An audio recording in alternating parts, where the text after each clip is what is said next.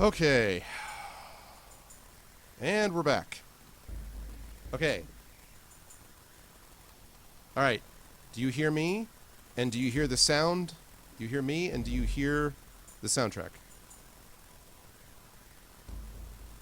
Right now it's just drums. Maybe we can actually kick this up a notch. Let's go, come on.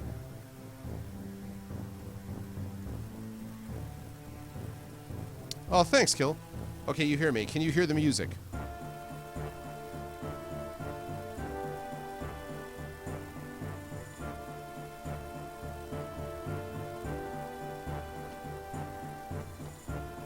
Now you hear it. Okay. Louder, softer. Louder, softer. Louder, softer.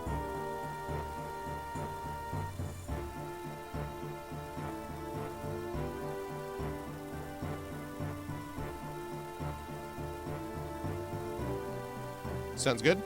Awesome. Okay. Yay, cool. All right, guys. In that case, the time has come for us to move in to Trial of Champions. Awesome. And thanks, Kilobyte, for buying Icarus, man. I really appreciate that, dude. Thank you. Here we go, people. All right. Now, quick show of hands, people. How many of you have played one of my Fighting Fantasy game books before? How many of you have played Fighting Fantasy before? How many of you have done that?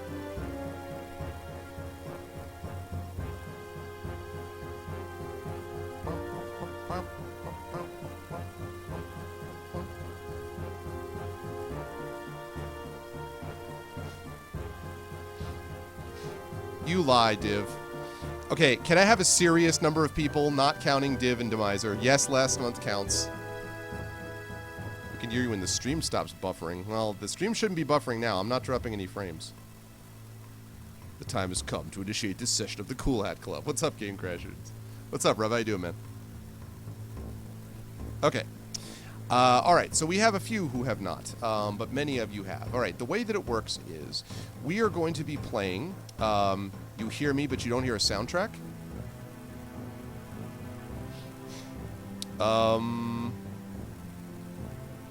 I don't know, Dragon. I'm not. Mine is not showing any problems anymore. Once I got that wired connection going. Sorry, dude. I don't know what to say. So, all right. The way that this works is we have to come up with a name of a character who is going to go through this dungeon. Now, you guys have actually faced, although you don't realize it yet, but you have faced Death Trap Dungeon before, but this time it's a sort of a different environment. So, what we are going to do is we need to create a character name. So, accordingly, we are going to create a character name. Hold on a second. Push. There we go. No, I'm good. I'm good. I'm okay.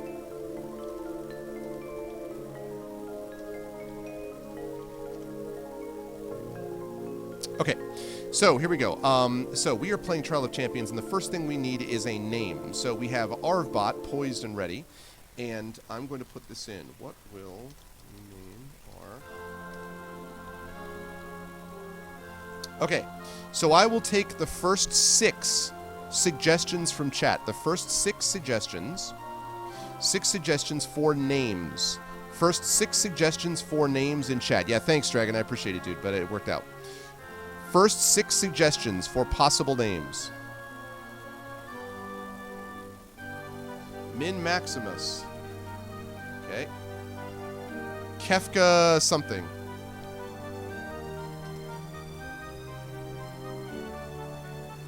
No, he's not a demon. Hector Fliffleberger. That certainly strikes fear in the name, in the hearts of your enemies. I want a 2-part name. 2-part name. Didn't we already have a Wade Wilson? Stabby McFighter Ginger. You know what? I'm going to put that in over Kefka. Because I'd rather have something that's more original than that. Because Kefka's awesome and all that, but big, McLarge, huge. Okay, we've got Stabby McFighter Ginger Stud Kick-Ass. I'm going to combine these Jim Beam Splinter, and I'm going to put in instead, let's see, Danculum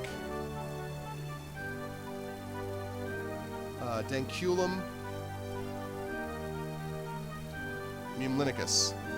Okay, here we go. All right, good. Thanks for the names, guys. Good choices, good choices. Here's what we've got. We've got Min Maximus. We've got Stabby McFighter Ginger. We've got Stud Kickass. We've got Hector Fliffleburger. We've got Splinter Jim Beam. Or Jim Beam Splinter. We can argue about which name goes first later. And we've got Danculum Memlinicus. I think it's Memlinicus. Sorry, I left out an E. Memlinicus. George Gordon Shumway, yeah. All right, so here we go, people. So you guys know the drill for this. If you have not played before, you just do $vote, and then you do the choice of the number. So $vote space 1 for Min Maximus, 2 for Stabby McFighter Ginger, 3 for Stud Kickass, 4 for Hector Fliffleburger, 5 for Jim Beam Splinter, and 6 for Danculum Memlinicus.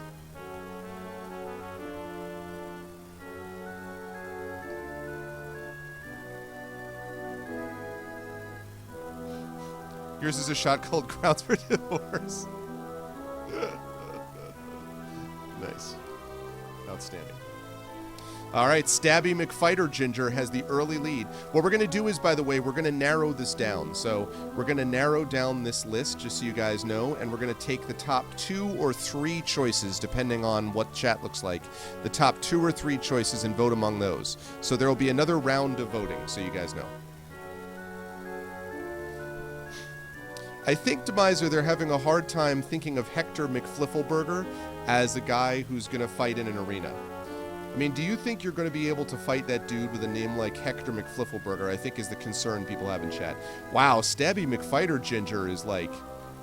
him and Min Maximus are battling it out. It's 2/3 absence to 1/3 Midori. Oh my god. You think there's a clear way? I mean, it's certainly... well, Min Maximus has got some love, so I think the top 2 clearly are the case. Incidentally, if you want to change your vote, you can always do that by doing $ and then change vote, all one word, space, and then whatever you want to change your vote to. So you could, if you want, change your vote to $ change vote, space, whatever. Oh, really, Deviser? Hector Fliffleburger sounds more menacing than Ponzi Milk Toast, yes. Why do you not want...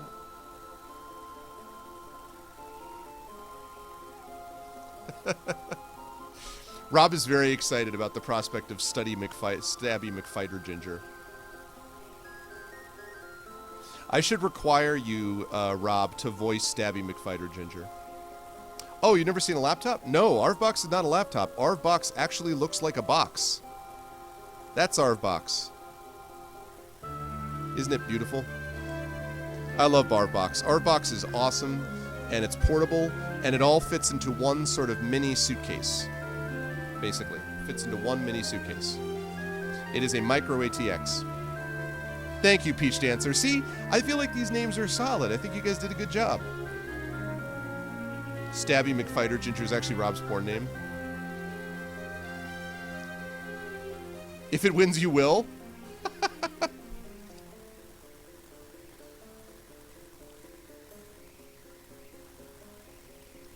It is a Cooler Master. It is Isterma. I like the Cooler Master cases, I have to say.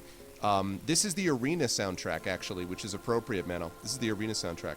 Our box looks too square to be cool. That's what makes it cool, man. You know what, Rob? I might hit you up on Skype then. If you want, dude, I'll hit you up on Skype, and you can. Because I have the PDF that Dragon uploaded to Dropbox, and I can share it with you. And you can do the other voices if you want. So you can do that. What's up, Parker?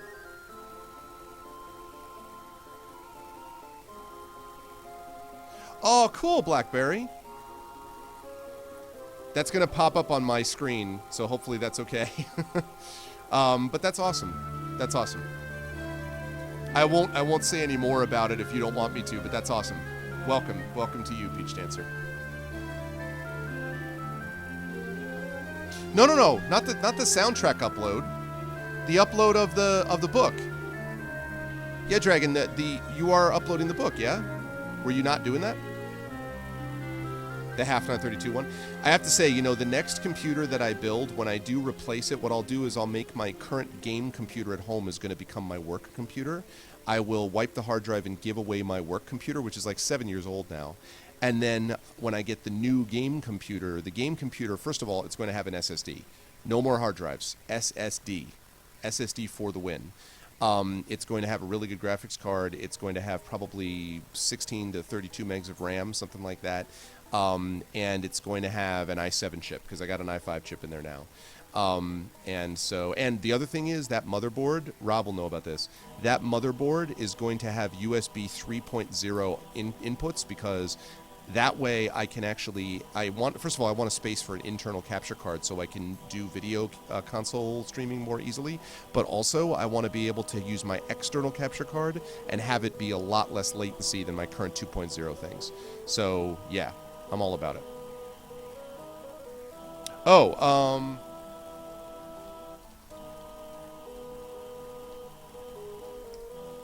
I wasn't thinking about that, but I should totally do that, dude. I wasn't thinking about giving away my work computer to chat because I wasn't thinking they'd want it. It's like, here, have my old work computer. Okay, well, so I think we have a very clear consensus. So I'm going to close the poll down, and the top two are going to be, so Stud Kickass does not get the love, Hector Fliffleberger did not get the love, Jim Beam Splinter did not get the love, and Dankulum Meme Linicus did not get the love. So it's Min Maximus and Stabby McFighter Ginger. Min Maximus, Stabby McFighter Ginger. So while Dragon Spear is uploading the PDF, here you go, guys. This is the final vote. Vote for either Min Maximus or Stabby McFighter Ginger. Stop doing that. Okay, there we go. Sorry, Demiser. Make it a Patreon reward. There you go. That's totally what I should do. What's up, Pension? You should do a giveaway, but sign it with a silver glitter pen. Nice. I totally should. I should pretend that it's like branded. I should figure out a way to get sponsored, guys, and have like someone give me like a you know, like an ARV gaming computer, like, and just call it like you know, the Arvin Eleron like Cooler Master Edition. That'd be awesome. Yeah, so if Stabby McFighter Ginger wins, then Rob is going to do some voice acting. He's going to do a special impromptu, never before seen our vocalist.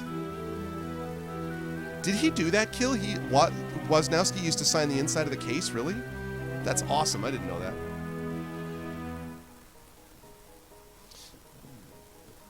Oh, you already have it in there? Okay. Well, so if Stabby McFighter wins, Rob will be doing the acting. So right now, Stabby McFighter Ginger has got a 1-vote lead over Min Maximus. 7-6. 8-6. It's close. It's close. Arvinaut Edition. Yes, Jedi! Arvinaut Edition PC. That is badass. The Arvinaut Edition PC. That would be awesome. Dude, with a logo, with the quill, you know what I mean? Like the quill on the side of the computer. Oh my god, dude. That'd be epic. Screw Alienware. You need an Arvinaut Edition PC. That is awesome. Super, super epic. That's awesome. That is so awesome. Yeah, man.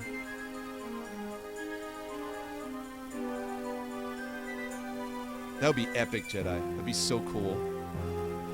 Oh, now I'm all excited. And it would have like the case. The case would be like a dark reddish. Like, 'cause my favorite color is red, so it'd be like the color of my shirt. Like the case would be like this sort of maroonish red type thing, right? And it would have like the quill on one side, right? And then it would have my like the Arvinaut Edition, like in script or something. Arv can send me a pic and I can Photoshop it. I totally, dude. That's a good question. Who would make the Arvinaut Edition? I don't know who. Like, I mean, I would probably make it because I'd be making with components, right? Very funny, Uncle Elias.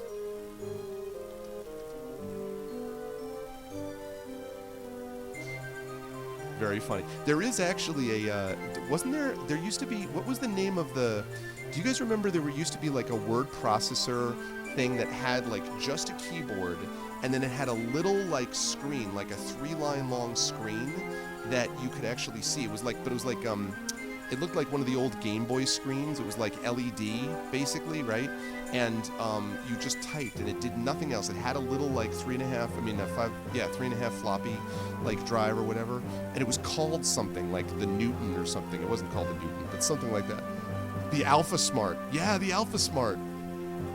No, not the Palm Pilot, the Alpha Smart. That thing right there was epic, man.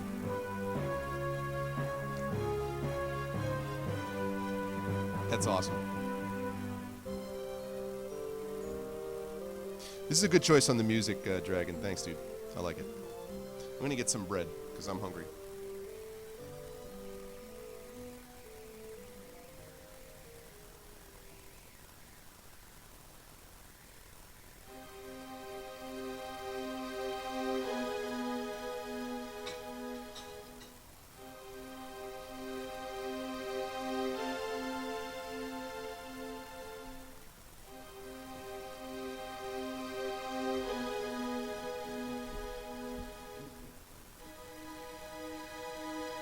What would be my case? Sir dies a lot. This turbo. What? What is that? Div. What is that awesomeness?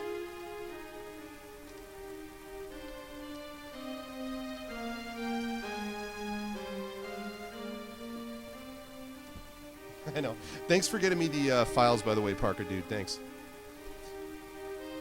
Div. Yeah, true, Dragon. Very true. Div, that is the... That case exists? Does that case exist? That case can't possibly exist. That case exists? Are you kidding me? Are you joking me? That case doesn't really exist. That is a lie. That case doesn't actually exist in reality. Are you joking me? This case exists?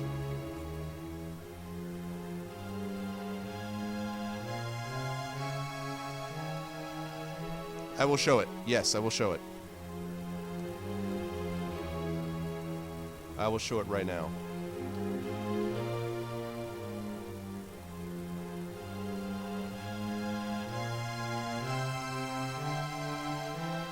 I'm going to show it right now.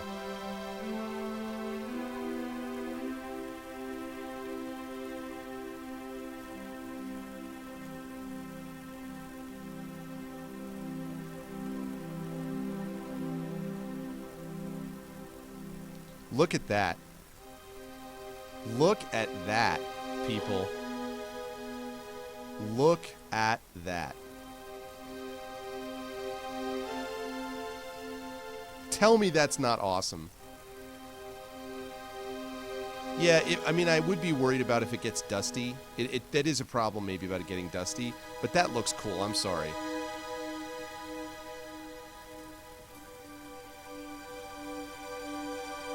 That looks awesome. I'm sorry. I understand that maybe it's not practical, but that looks awesome. That's nuts. What's up, Firesnake? Yeah, that's crazy, dude. Oh my god, man. Do want. That is so cool. Oh my god. Can you imagine with a quill on the side? You built a PC inside an old programming book? What? You did? How do you people come up with this awesomeness? Dude, that's awesome. I'm sorry. That is just cool stuff. I dig it. I dig it. All right. Okay, so we are good to go, people, I think, on this. I think the clear winner is Stabby McFighter Ginger. Stabby McFighter Ginger. Okay. Stabby McFighter Ginger, which means that our friend Rob...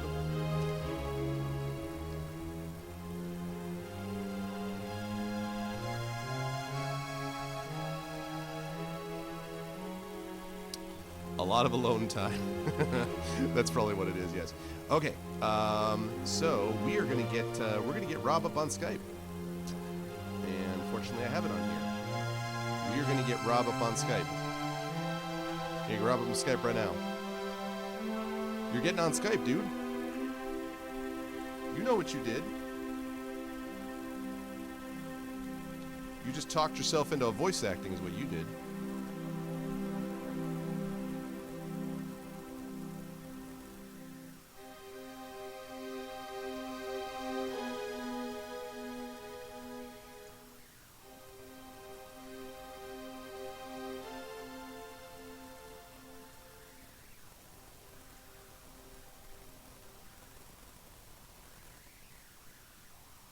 That's a PC? Wow. That's cool, too. That's super cool. That is super cool. Okay. All right, Skype. Let's get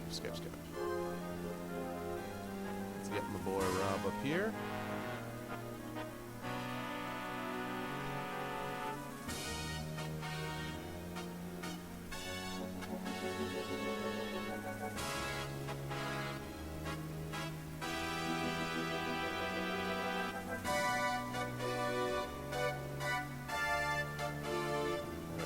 Audio settings. Check 1, 2.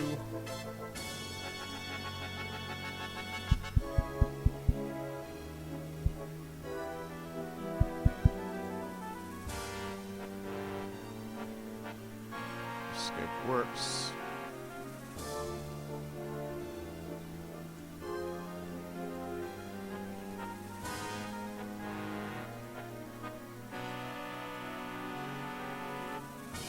Okay. Come on, GOG. That's cool. Oh, do I know when I'm doing the vote? No, I have no idea, to be honest with you, Kill. I'm sorry, dude. I haven't even thought about next month. This month has been too nuts as it is, so I have not thought about it yet. Why do we not? Okay, sorry guys. I forgot that whenever I start Skype, it's going to slow things down to a crawl. So sorry, you're gonna have to bear with me. All right, I'm gonna call you as soon as I can, Rob. I'm sorry, I got some issues.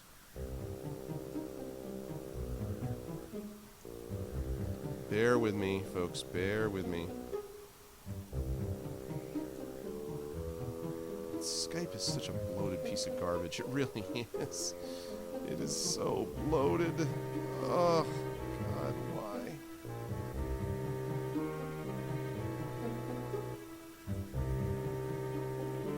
Okay.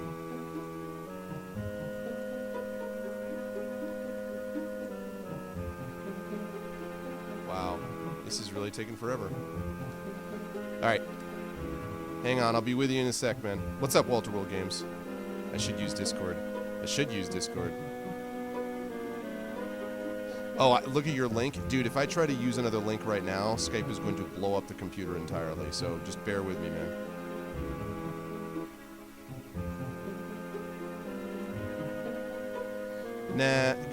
Nah, I mean, I would use appear.in, or I would use Rob's Discord or something like that. I don't know what I would do, but... because we only need audio for this. Ugh. Ugh, do I hate Skype. Hate Skype. The thing is now that I need to close it, and I can't even close it right now because it's so slow in catching up and opening everything. I don't understand why... Oh, they sell it? Oh, really? That's cool, man. I am a little worried about the dust. You're right, that is a concern for that case, but... I don't understand why Skype feels the need on every computer you open up to catch up with all previous messages. I don't understand. You know what, Skype? Screw you. You are ended, Skype. Screw this. Okay. Yeah, TeamSpeak's a possibility too. Rob, do you have what's up, Shadowed? Rob, do you have your Discord server that I could join up with? Could we do that instead? Or appear.in or something like that?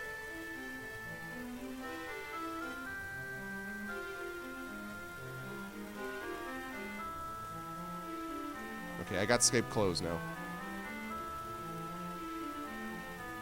Okay, can you link it? No, that's cool, dude. I don't have TeamSpeak on here, so Discord... I appreciate it, though, Mano. Thanks, dude.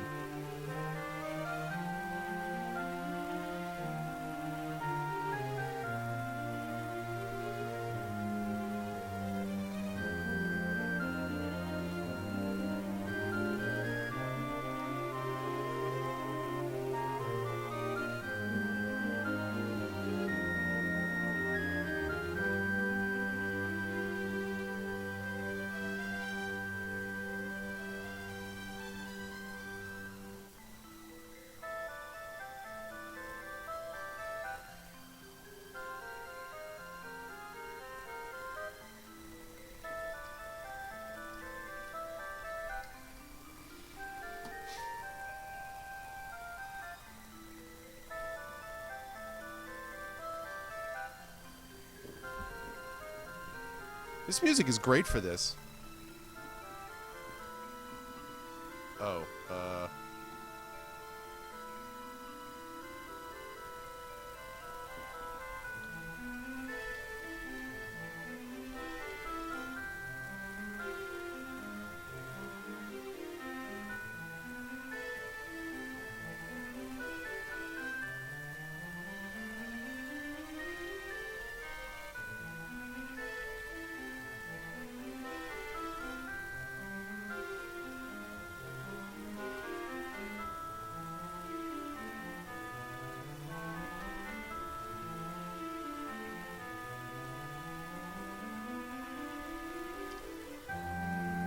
hang on, I gotta find, okay, everything is saved. What's up, Gohenshin? Okay, I just have to remember what my password is.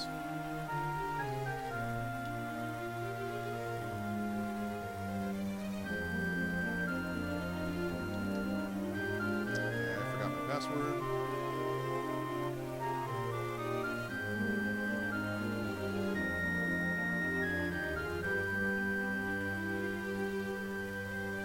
Alright, bear with me, folks.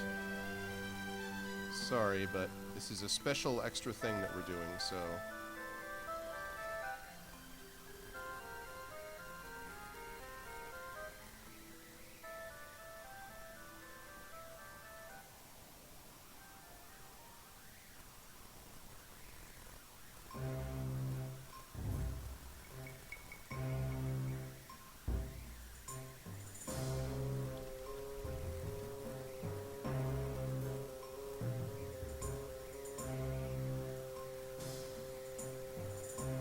Got it.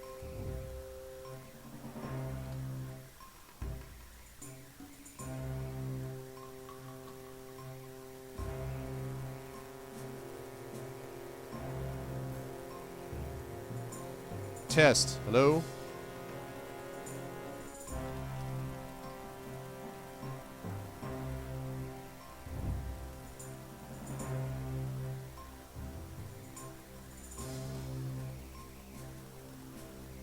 Okay, I got it. I got it. Rob? I cannot hear you as of yet.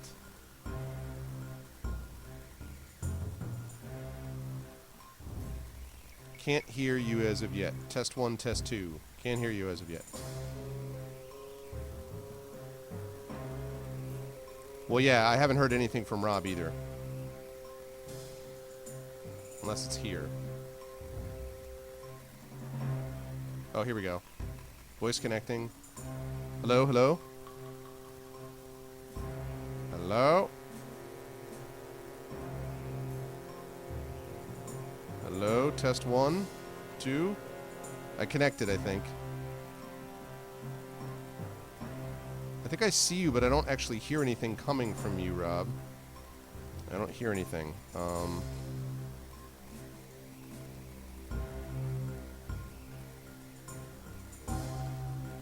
Hello? Check 1, 2, check 1, 2. Can you guys hear me? I can't hear you at all, Rob. I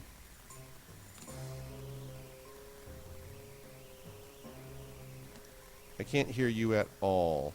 Can you hear me, Rob, at all? Can you hear me? Or... Okay, you guys can hear me, but Rob, I can't hear Rob. I don't know if Rob can hear me, though. Rob, could you type into chat if you can actually, into Twitch chat, if you can actually hear me?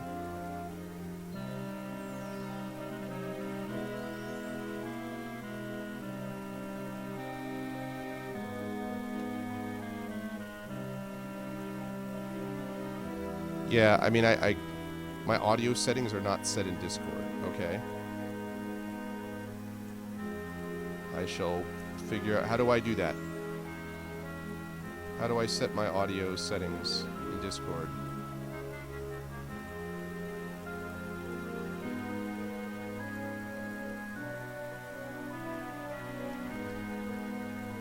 The gear icon in the right corner. Okay. friends. Text, image, voice. Let's see. Output voice. Input device.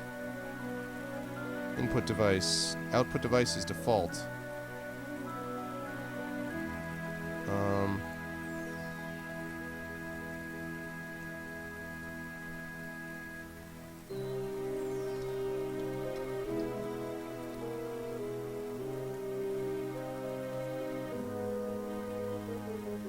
It's grayed out.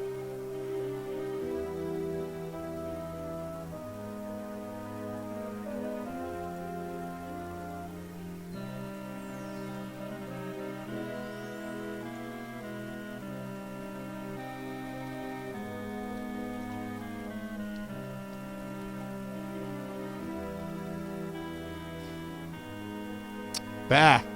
Should not be that hard.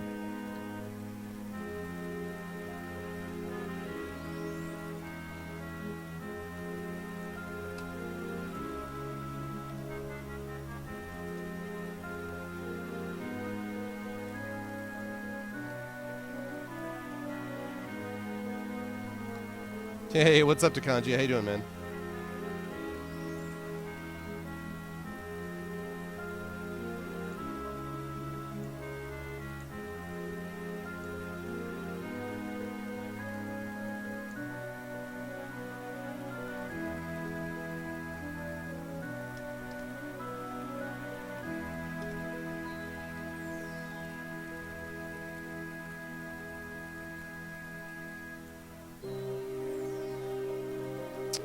Alright, sorry guys, we're just getting this going because this is going to be an awesome little additional thing to what I usually do with these things.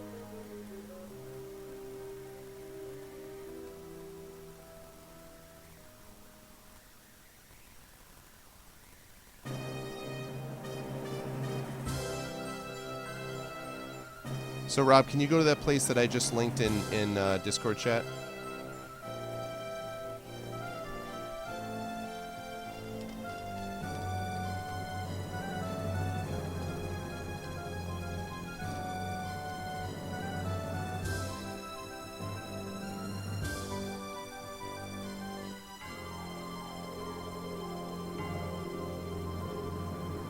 We'll get this going.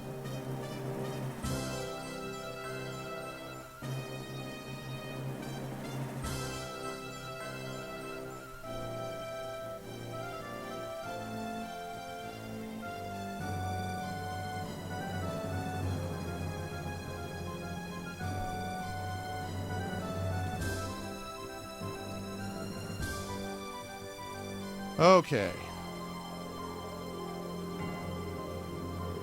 As we furiously adjust on the fly. Thanks for being here, everybody, by the way.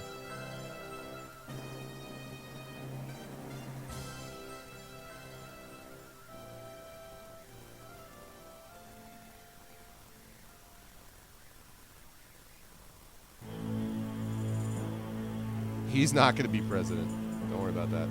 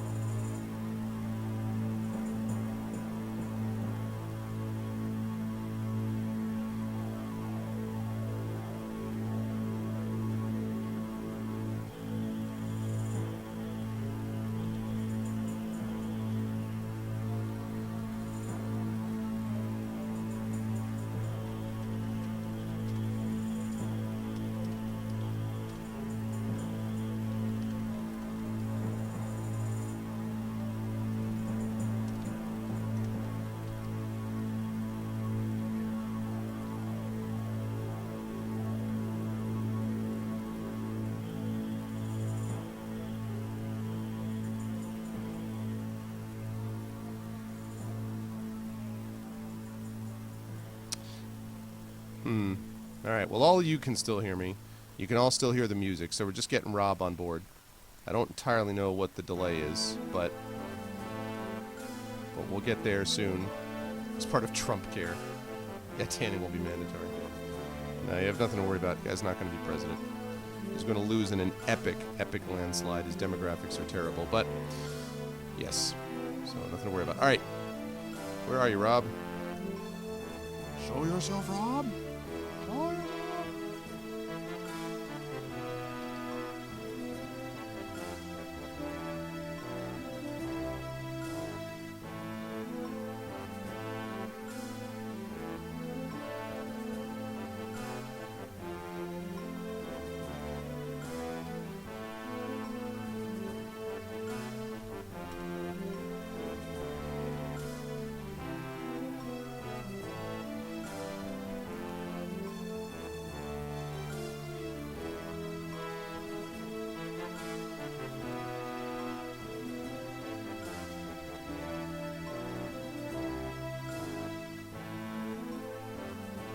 Okay, hang on a second.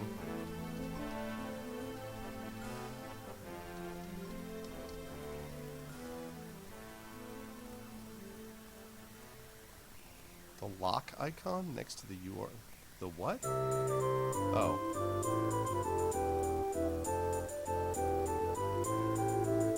No, it says...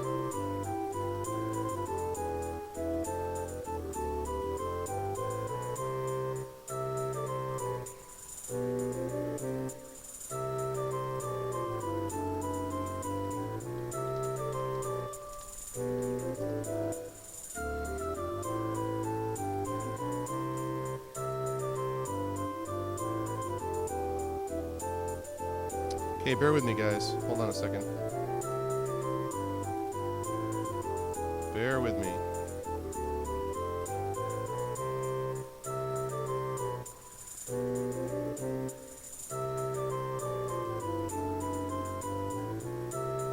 I don't understand why this is this hard because of this stuff. Oh, that's funny, Elias. I hadn't seen that. Sorry, guys. Bear with me. I'm sorry this is taking so long. I don't understand why this isn't working. This should not be that hard. I don't know why this has to be so goddamn finicky. I just want to talk to my friend Rob. That's all I want to do. I just want to talk to my friend Rob. That's all I want to do. And the same thing as him. I see little circles going on. Can't do anything or connect to anything or anything like that. Can't see or do anything.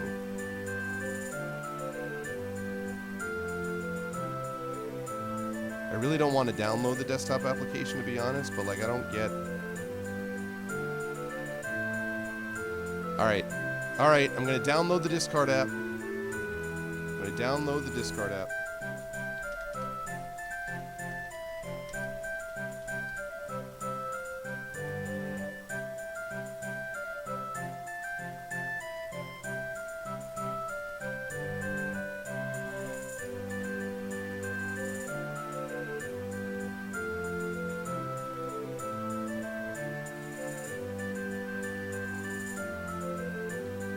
Why is that?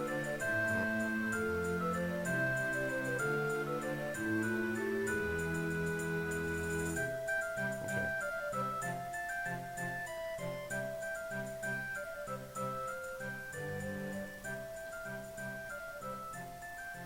Okay, hang in there, guys. Almost. Bear with me.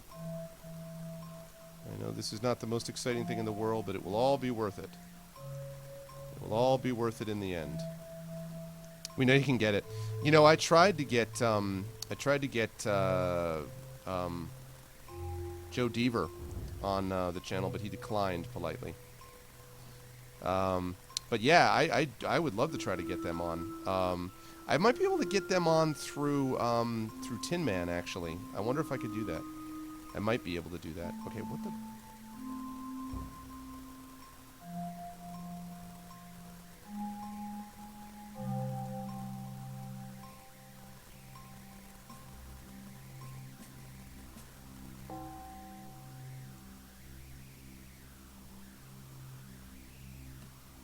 That's about Operation Sun Devil. I don't even know what that is. What's up, Gamermain? Who is John? I don't know. Do you mean John Helfers? John? Which John? Which John do you mean? Okay, let's see.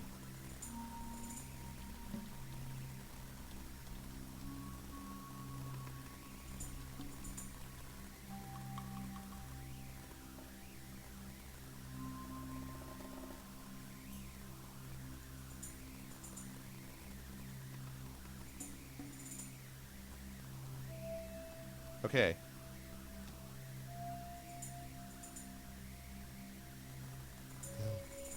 Oh, no, Joe Deaver. Not John, Joe Deaver. Okay, now I'm inside the Discord app, and I still can't hear anything.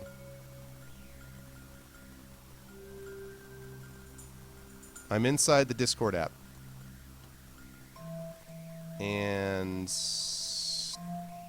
don't seem to have anyone here. Inside the Discord app.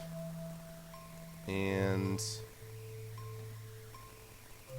no sound. Can anyone hear me inside the Discord app? Yeah, Joe Deaver. I tried to get I actually ran into him and I thought I could get a hold of him and just no dice. Okay, can anybody hear me? There's Rob Circle. I'm not seeing anything. I'm not hearing you at all, Rob. Maybe this isn't gonna work. Man, it's frustrating. We can't hear you. Yeah, I can't hear you either. That makes two of us. Make sure all your settings are right. Okay. I wonder what streamer mode engaged means. Okay, default. Let's go with headphones. Check 1 2. Let's try this. Check 1 2. Check 1 2. Test test.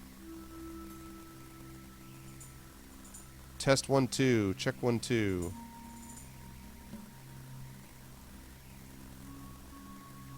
Check 1 2. 1 2 1 2 1 2.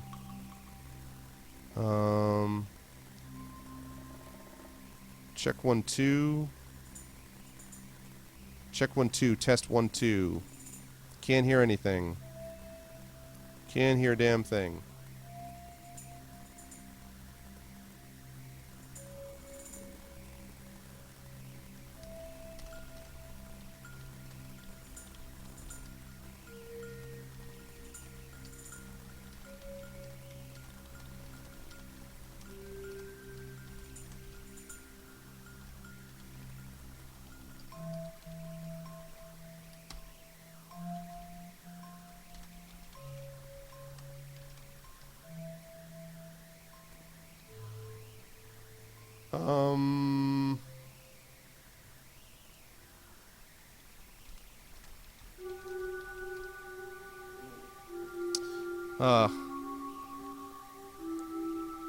You should just be able to set Discord settings to that. What does that mean? You should be able to set Discord settings to that. Discord settings to what? If you're using a sound card. Here's what I see, okay?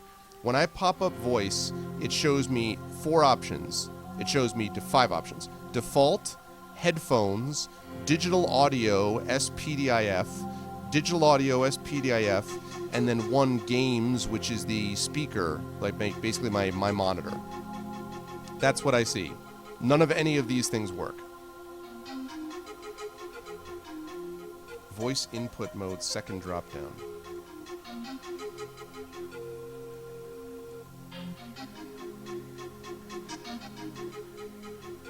Voice activity.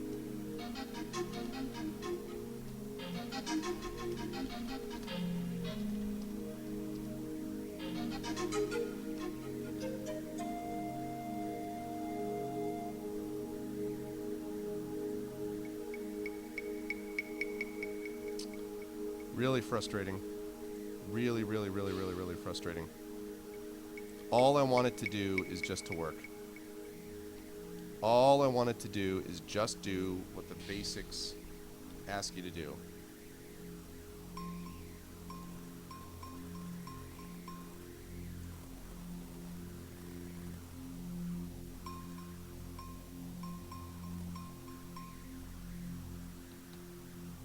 What is the input device set to?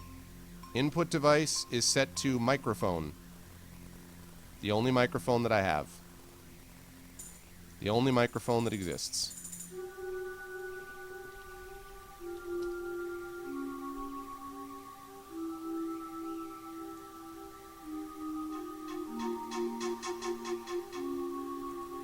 Check 2, 1 2.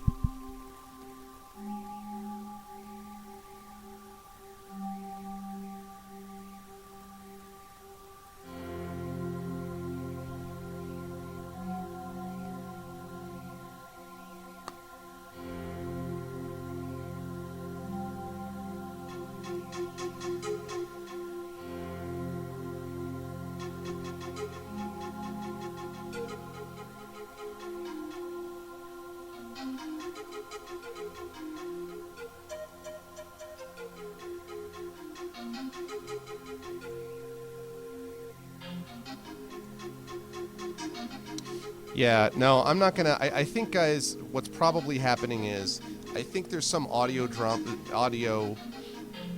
Oh, God Almighty.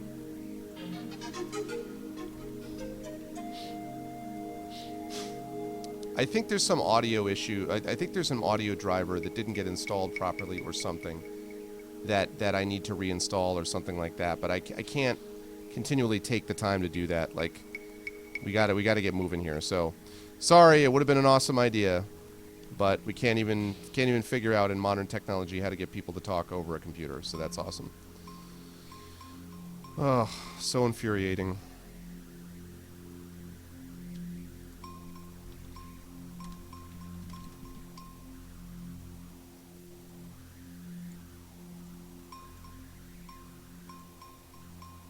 Alright, last time to try. Appear.in. It's too bad, it would have been a lot of fun. However, we'll have to do without it, I think.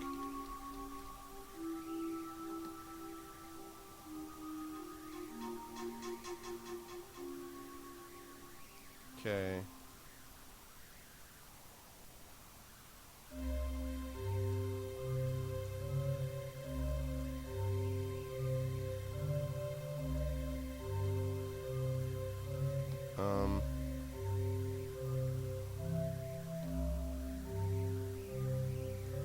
Alright, so hang on a second here.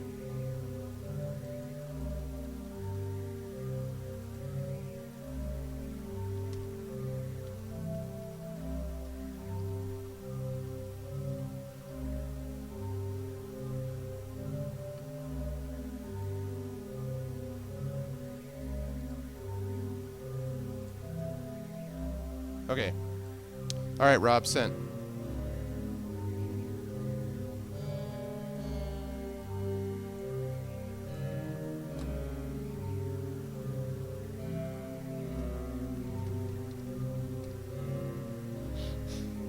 Link has been sent.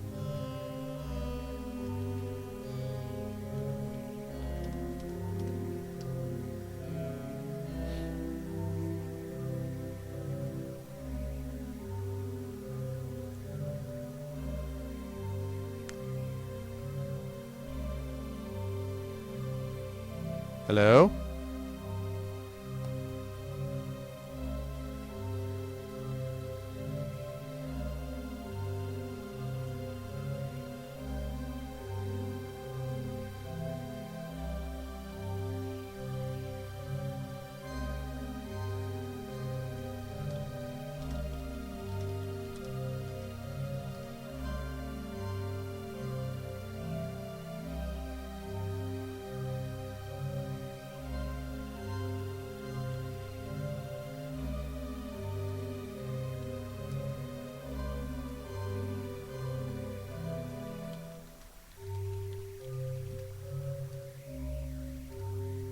Okay, checking to see about disabling video. Audio only. Audio only.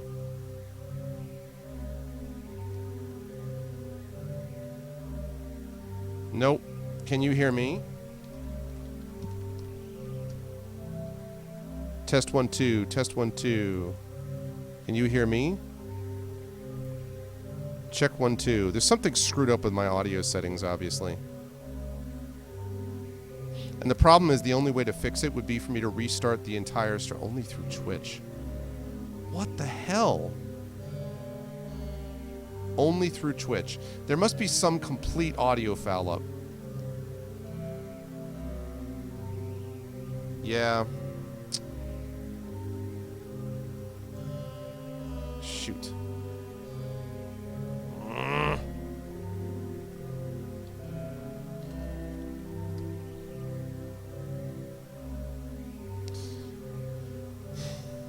Yeah, I think what happened was that there's some foul up with my audio drivers. I think that's the only thing I can think of. And if we hadn't already wasted like an hour and 15 minutes doing this, yeah, sorry, Rob. I would love to try it again too, dude. I would love to try it again. The only thing I can think of is to restart the whole stream. But like, oh my god, the thought of restarting all of it, like... Actually, you know what?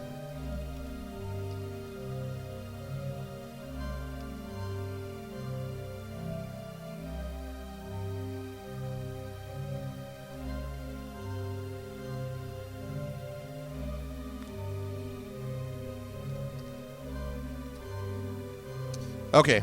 Yeah, no, it's not that. I think what happened was I think I must have had something that installed. Um, yeah, I did that.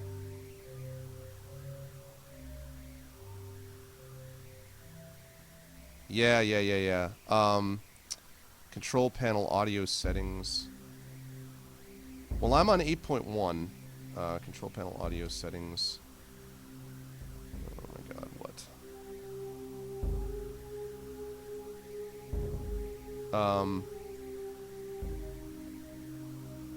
This is going test 1 2.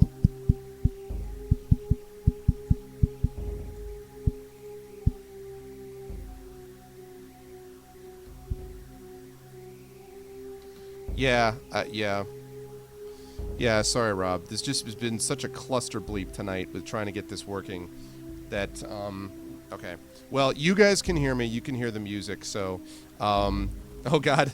Lego actually made it in time, so sorry, Rob. Yeah, we'll definitely do that, though. That'll be awesome, man. Okay, that'll be cool. We should definitely do it, but sadly, it's not going to work this time because by the time I get everything running again, it's going to be another 20, 25 minutes. It's just like it takes too long. So, all right, let's get underway. Sorry, dude, but yeah, let's definitely make that happen. So, all right. So here we are. So our character's name is Stabby McFighter Ginger. Stabby McFighter Ginger. So what we need to do is we need to pick stamina, skill, and luck. And I believe that the stamina, skill, and luck is pretty consistent with most of them. I don't think there's anything unusual here. I think we've just basically got provisions, and we do not start your adventure with provisions. So there's basically, you have almost nothing here. You basically just start... with stamina, skill, and luck. So we're going to start with skill.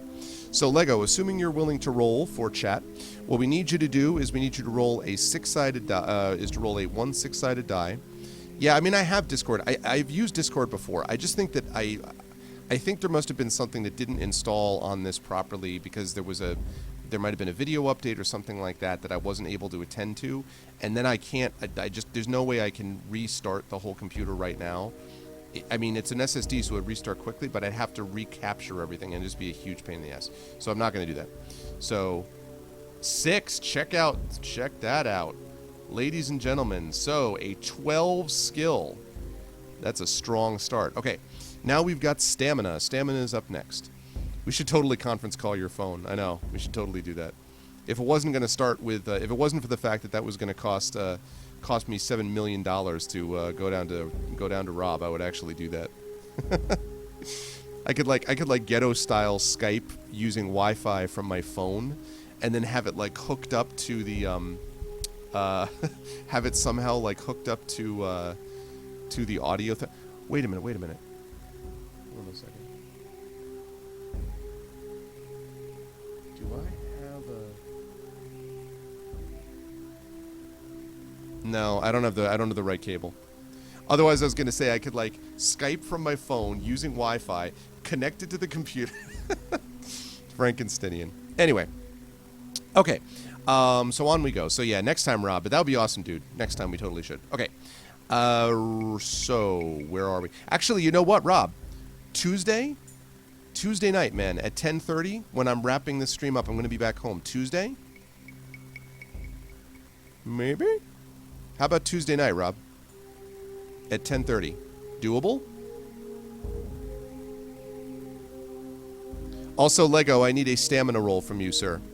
This is your hit points, by the way, guys.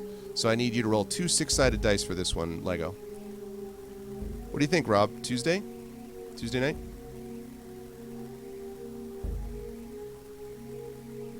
Oh, because your show. That's right. Yeah, no, that's cool, dude. That's fine. We'll just do it next time. Excuse me. We will do it next time. No problem. Okay. 19. Alrighty. Awesome. Okay, stamina is at 19. And last of all, luck. How lucky will you guys be? We need a 6-sided die. You need to add it to luck. You need to add it to 6 to get your starting luck. Starting skill of 12, stamina of 19, a luck of what? What will the luck be?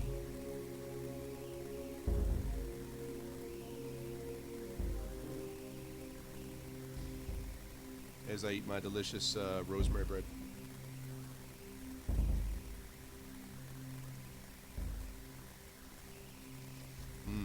I really like rosemary bread.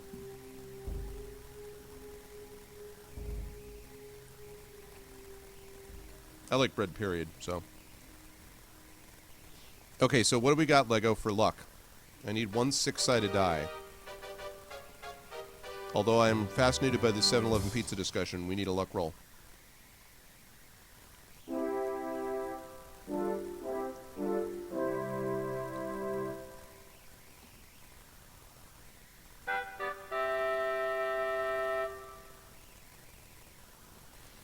Six. Wow. Holy crap. So we got a 12 luck and a 12 skill. These are some serious starting stats, guys. Yeah, I thought about that, Jedi. I've actually thought about that. Okay, these are just these typical clips. So we're not going to do that. We're going to do this. I think you guys will like this also.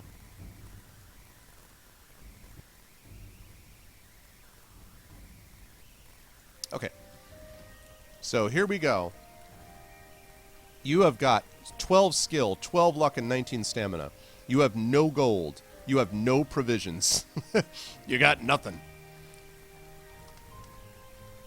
But you do have your strong right arm.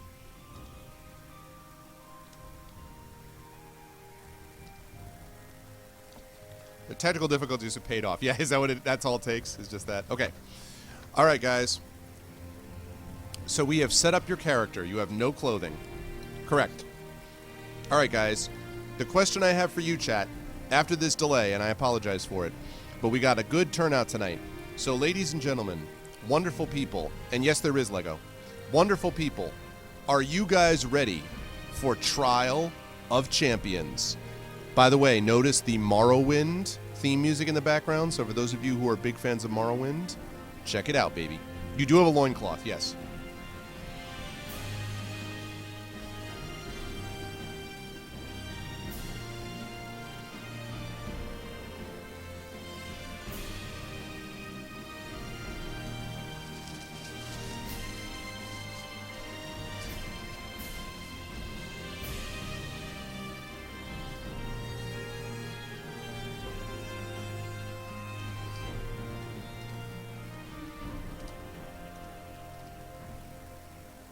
All right.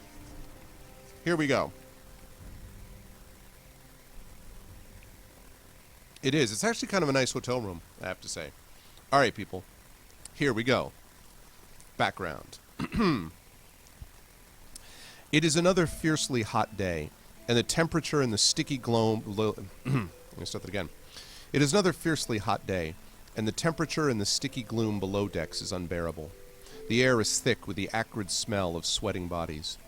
Nobody is allowed to speak, and the only noise to be heard above the monotonous creaking of the ship is the regular sharp crack of a whip and the agonized cry which follows it. "Row harder, you dogs!" shouts the one-eyed overseer as he cracks the whip once again.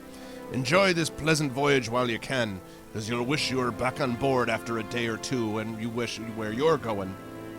Chained to a bench and straining hard at the long oar which you pull with 2 other galley slaves, your mind drifts back to that unfortunate day 1 week ago when you were captured. You had left Port Blacksand in a small boat to sail south down the coast to Oyster Bay. As ill luck would have it, a gallery appeared on the horizon heading in your direction. It drew steadily closer, and it was not long before your boat was crushed under its bows, and you were forced to dive into the sea. There was nothing you could do except climb up a rope that was thrown down to you, as your boat had become no more than a few pieces of broken wood floating aimlessly on the sea. It was useless to struggle as a crew of 20 hardened cutthroats surrounded you. A gruff voice from behind them ordered them to part, and an ugly, scarred man appeared, gritting and spitting juice from chewing tobacco onto the deck. His teeth were chipped and blackened, and a foul stench wafted in the breeze from his unwashed clothes. "Captain Bartella always delivers the goods. You'll make up for the one who died from the flogging yesterday. It saves me having to kidnap a landlubber. Must be my lucky day, but I wouldn't say it was yours." The captain let out a laugh which was like a long, wheezing exhalation, and then barked out an order to his mate. "Take the rat below to meet the rest of the vermin." Since that cursed day, you have been chained to your oar, rowing to the point of collapse towards an unknown destination. Suddenly you hear a shout of, "Land ahoy!" and begin to wonder what evil awaits you. An hour later, you feel the ship bump against a jetty, and there is much shouting until the ship is finally moored. You are dragged from the ship with the other slaves and see in the glaring sunlight that you are on a small island. A somber-looking castle sits on top of the island, and next to it there is a semi-ruined amphitheater. A man wearing black chainmail armor hands Captain Bartella a bag of coins. Satisfied with his payment, the wheezing captain orders his men back to the ship, and you watch them set sail. The man in black armor steps forward, saying, "You are now the property of Lord Carnus. It is your honor to die for his pleasure in the arena of death here on Blood Island. Only one of you will survive, and he or she will represent Lord Carnus and Fang for the next trial of champions. Baron Succumvit has modified his deadly labyrinth, and is now offering 20,000 gold pieces to anybody who gets through it. Of course, Lord Carnus will keep the prize if you get through, but you will be spared your life. Baron Succumvit's reputation suffered greatly last year when somebody succeeded in getting through the labyrinth. See earlier version of Fighting Fantasy Gamebook where chat took that thing down. But he now boasts that nobody can survive his new dungeon. Lord Carnus would like one of you to make Succumvit eat his words. You must understand that he hates his brother's fame. Now, follow me." You are led up the hill to the castle, where you are locked in a cell in the depths of the lower chambers. Sharing the dark cell with you are 4 others, a stout dwarf, a man-orc, a sinewy Easterner, and a bald, muscle-bound man. The mood is grim, and few words are spoken as each of you ponders the impending combat. 42 slaves arrive by ship, and only one will survive. The dubious reward is entry to a deadly dungeon. At dawn the following day, you are woken by the sound of heavy footsteps approaching down the corridor. A key turns in the lock of the cell door, and 2 guards wearing black chainmail enter, carrying trays of food. "Eat well," says one of them, "as you will need all your strength to survive the day. By the end of it, you may all be dead." The guard then turns to you and offers you some bread and a bowl of soup. Do you wish to take the food, or try to overcome the guard and make an escape?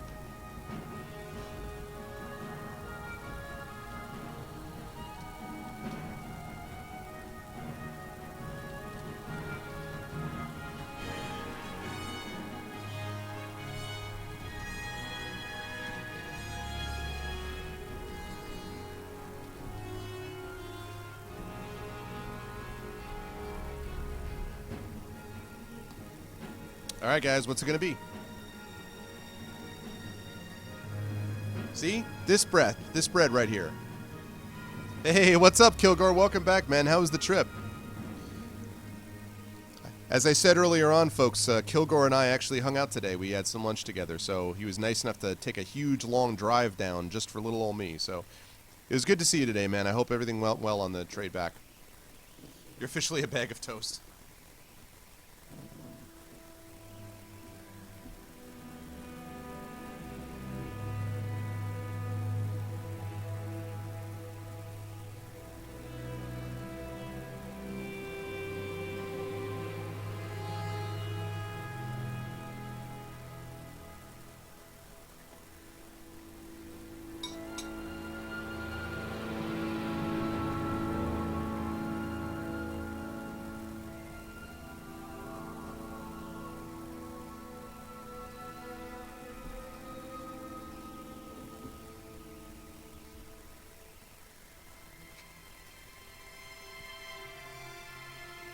Okay. So, we've got try to overcome the guard and escape, but it looks like most people are going with take the food. I think it's appropriate. This is the kind of food you're having. It's delicious rosemary bread. And, putting on some whipped butter.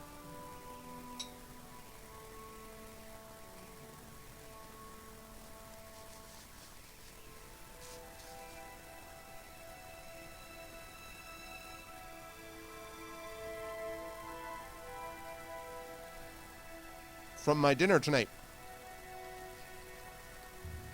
Came from my dinner tonight. Okay, last call.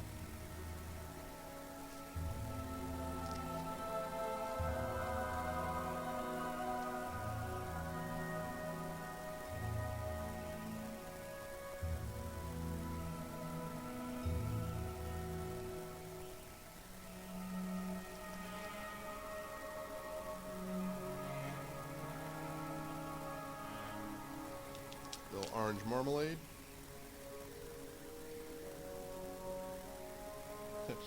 No, Kilgore did not make the bread.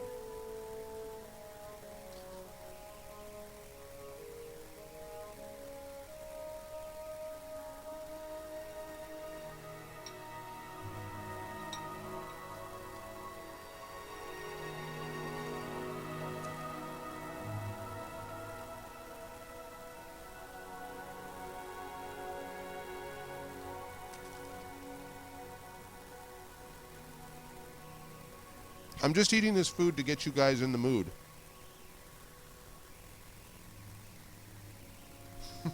Poor Uncle Elias. I'm just doing this to get you in the mood. I'm a method actor, Elias, you know what I'm saying? You feel me? I'm a method actor, you know? Okay, you take the food. The soup is thick with chicken and vegetables and tastes delicious. You devour it greedily and mop up the last drops with the bread. Whoa. That's the quietest you've seen me all day. Wow, Kilgore. Shots fired. I see how it is. You talked plenty. We had plenty of things to talk about. Both of us talked plenty.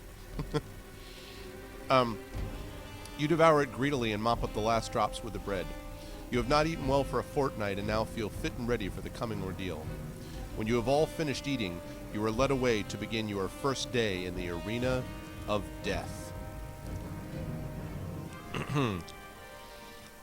You are in the middle of the procession of 42 slaves, which wends its way along various corridors until you reach the amphitheater. The sun is already beating down, making the sand in the arena uncomfortably hot to your bare feet. Let's see. Seated high in the stands is a dark, hooded figure surrounded by guards. You watch him rise to his feet and lift his arms into the air, commanding silence. Hey, what's up, Lance the Gamer? Good to see everyone tonight. Good turnout tonight, guys. It wouldn't have been good, Lego. I'll just say that. It wouldn't have been good. You know why you are here, Lord Carnus begins. It is my wish to be represented in the trial of champions. Some of you will die today, some tomorrow, and more the following day until only one of you is left. Those about to die, I salute you. Lord Carnus sits down again and nods his head to signal the start of the proceedings. The slaves are split into 7 groups of 6, and you find yourself in a group accompanied by... Hold on a second here.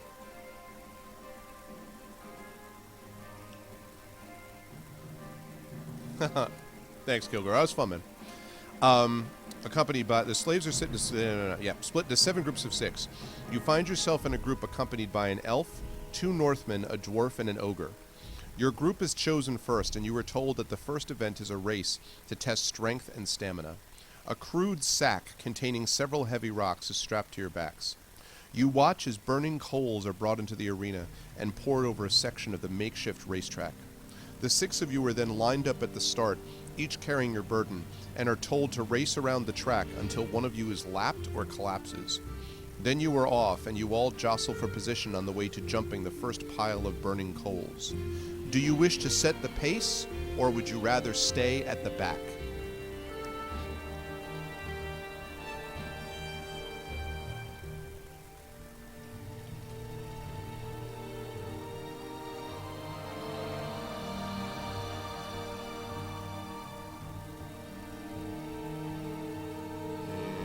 And wait for it. Hold on. We're going to do it right now.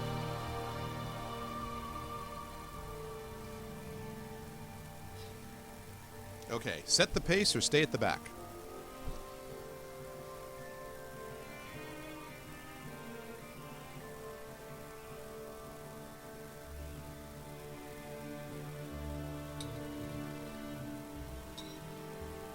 I love this opening sequence, by the way. I'm sure Kilobyte's with me on this. I love this opening sequence in the arena. This is super cool.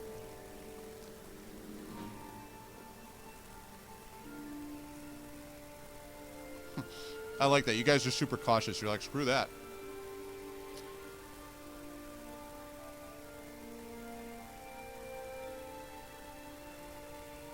Not, yeah, stab at the back, yeah.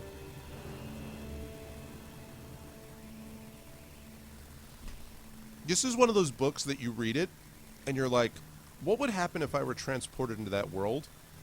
And I feel like I would just die. Like, I feel like I would not survive this, you know? Like, I feel if I would just start doing this and then, like, I just would not make it, you know? Oh, nice. Stay at the back until I hear him. See a bear.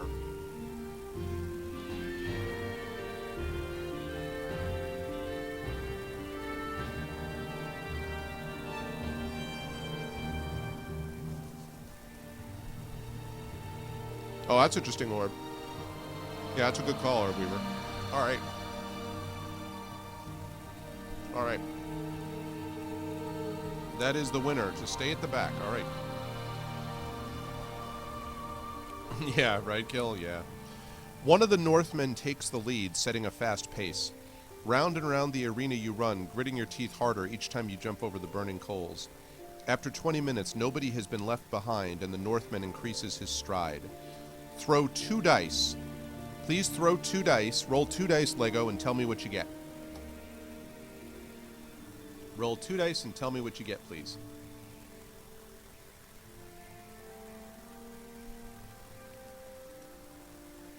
I haven't actually, Lance. I haven't. But I do have, the Tin Man Games folks are frequent participants on this channel. They're the ones who do all the transcriptions. And they're new. They have a new Kickstarter for a Warlock of Fire Top Mountain game that they're going to be coming out with. Which looks like it's going to be pretty awesome. So, okay. The Northman increases his lead over the rest of you, but you feel you still have a lot in reserve should he come close to lapping the pack. When he gets within 10 meters of catching up, everybody decides to sprint. There are only 2 runners ahead of you, but you do not look back. Suddenly there is an agonized cry, followed by a shout which calls an end to the race. The dwarf lies prostrate in the sand, having collapsed just as the Northman caught up with him. While you are led back to your cells, the dwarf is quickly put to death before the start of the next race. Brutal, man. When all the races... Yeah, it looks really cool, Lance. When all the races are finished and the survivors are back in their cells, you discover that the bald man does not return. Now there are only 3 others left in your cell. Although exhausted, you find it difficult to fall asleep. Your mind is occupied with what challenge the next day will bring. In the morning you are fed, and then one by one the slaves are led away to the arena. Eventually your turn comes, and when you reach the door to the arena, you are told to choose weapons. Broadsword and shield, or trident and net. Now this is... You got to think carefully, guys, about this. You got to think carefully. Broadsword and shield. Don't just jump to automatic conclusions. Broadsword and shield, or trident and net.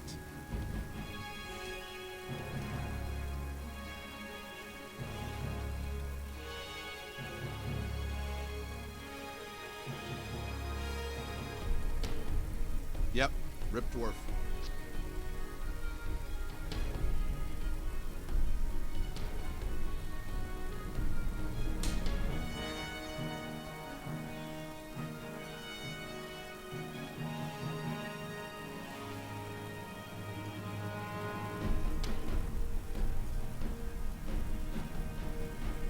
Trident is such a cool weapon, too.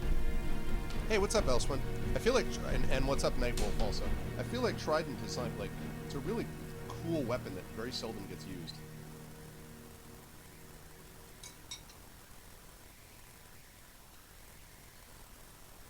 If you guys... if Trident ends up winning, I'm going to tell you guys a funny story about a D&D campaign once that involved a Trident. Exactly, Demiser, exactly.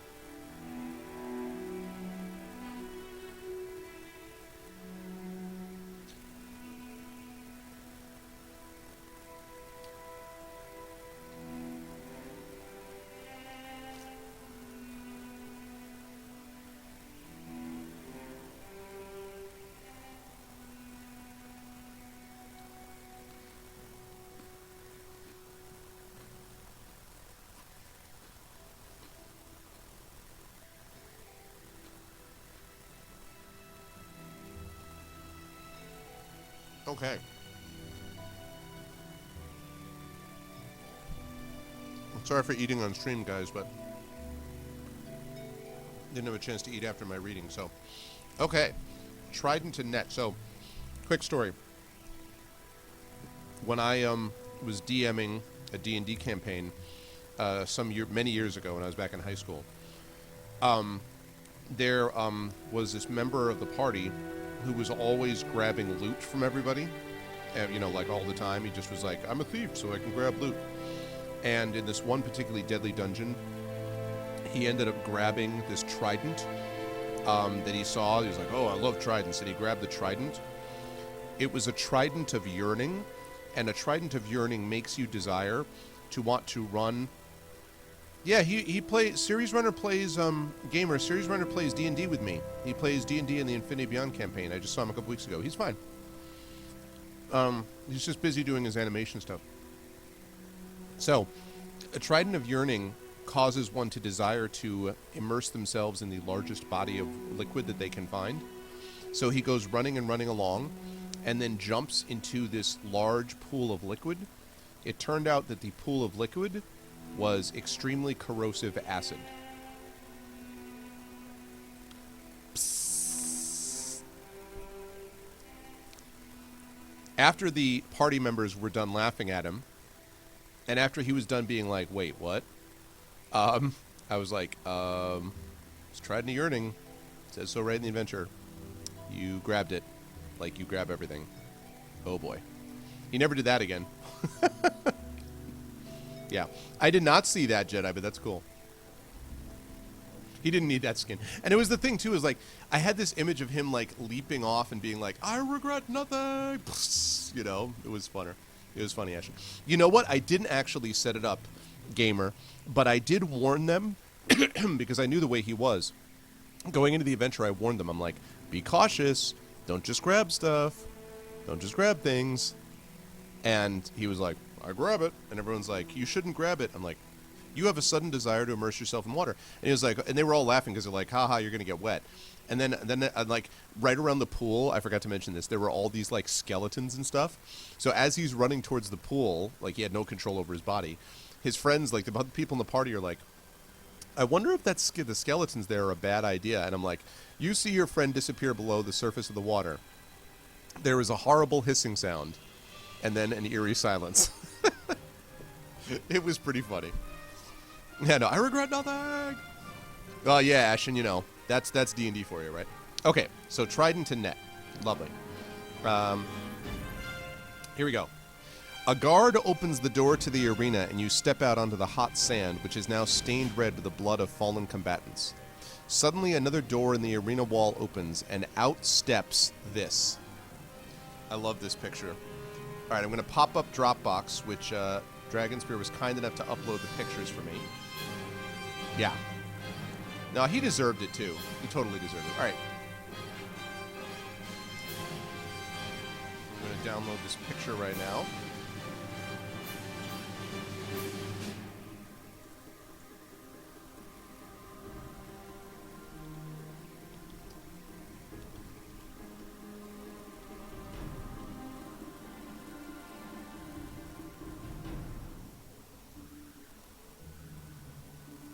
Okay. And let's see. And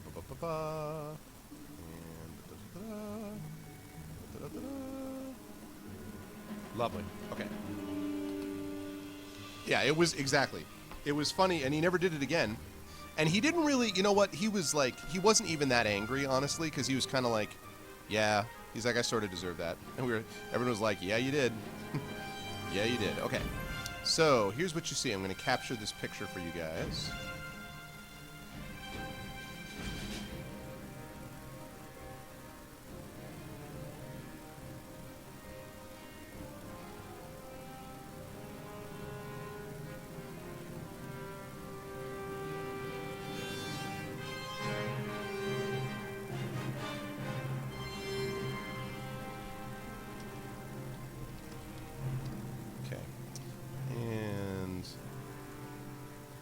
Sub-region this up.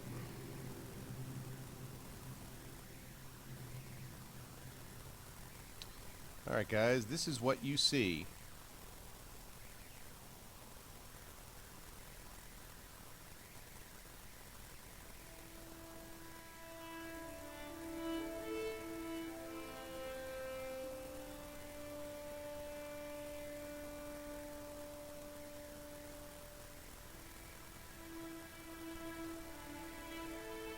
this is what you see.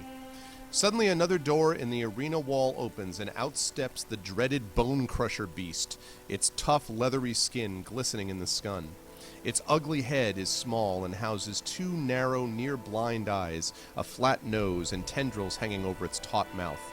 Its torso, however, is massive, and its long arms are dauntingly powerful. You must fight it with your trident and net.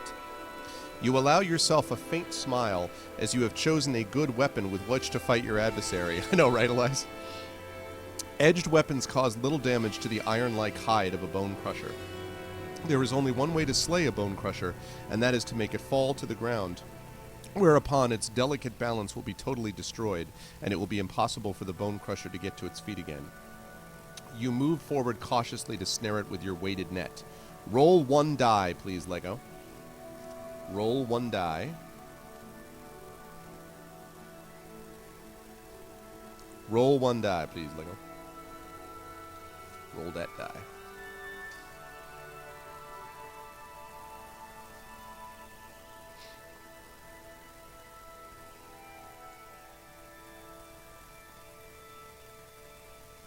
Okay.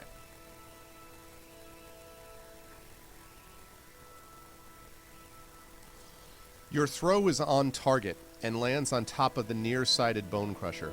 As it thrashes around, it becomes more and more entangled and lets out an enraged howl. Before it can break free, you tug hard and pull the beast to the ground. The bone crusher lies helpless and defeated. Panting with relief, you are taken back to your cell. Good job, guys.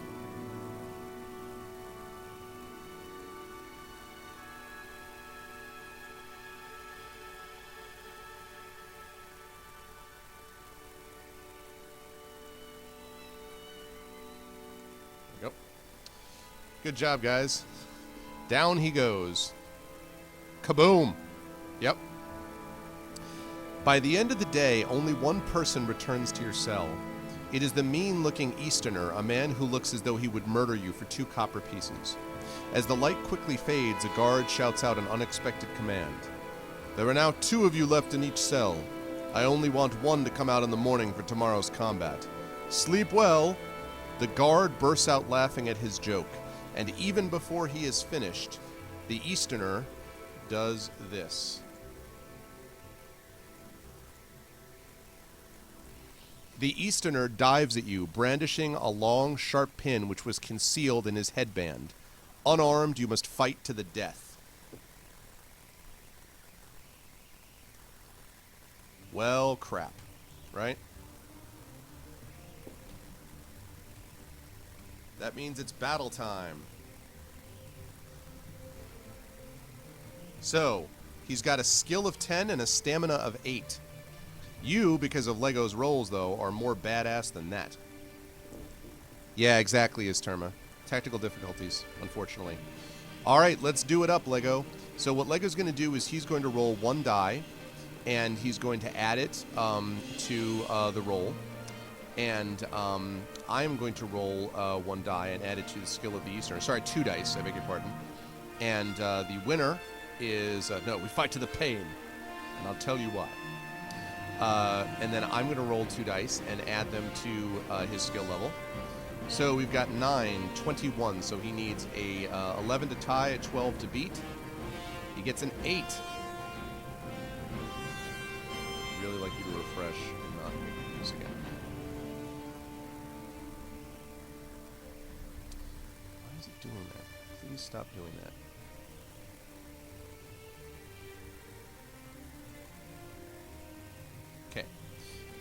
Okay, so that means he loses 2 stamina points.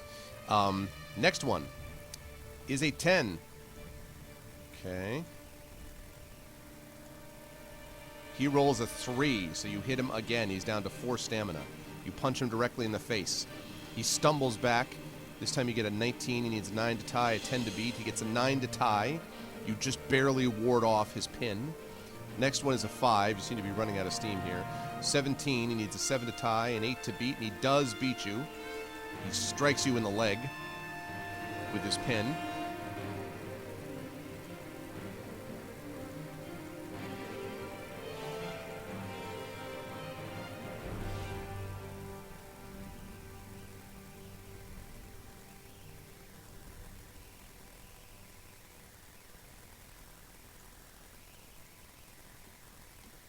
And then we get a 9. 7 means he loses that. And a 7. Let's see. A 7, that's 21. 9 is not enough. Down goes the Easterner, having only hit you once in that combat. Good job, guys. You slump back against the cell wall after the fierce fight with the Easterner and fall asleep from exhaustion. When all the survivors are assembled in the arena in the morning, there are only 12 of you left. The first test of the day involves a deadly machine. You will need lightning reactions and steel nerves to survive it. It is made of a pole fixed in a heavy base. Two sharp blades stick out from either side of the pole, one at head height and one at ankle height. One of the slaves is made to stand by the pole, which is promptly spun around by one of the guards. The slave alternately has to duck under one blade and jump over the other to avoid being badly cut. Your turn comes last, and there are 9 survivors so far, the 2 others having had their throats cut. You stand by the pole, adrenaline pumping through your veins. The guard spins the pole, and you start to jump and duck. He might be killed when the dungeon actually starts. No, that wasn't a tie. He had a... Was it? 19. Oh. Yeah. Never mind. We're going on. I'm calling DM prerogative here. Okay. You stand by the pole, adrenaline pumping through your veins. The guard spins the pole, and you start to jump and duck. Roll 2 dice. Please roll 2 dice, Lego, and tell me what you get.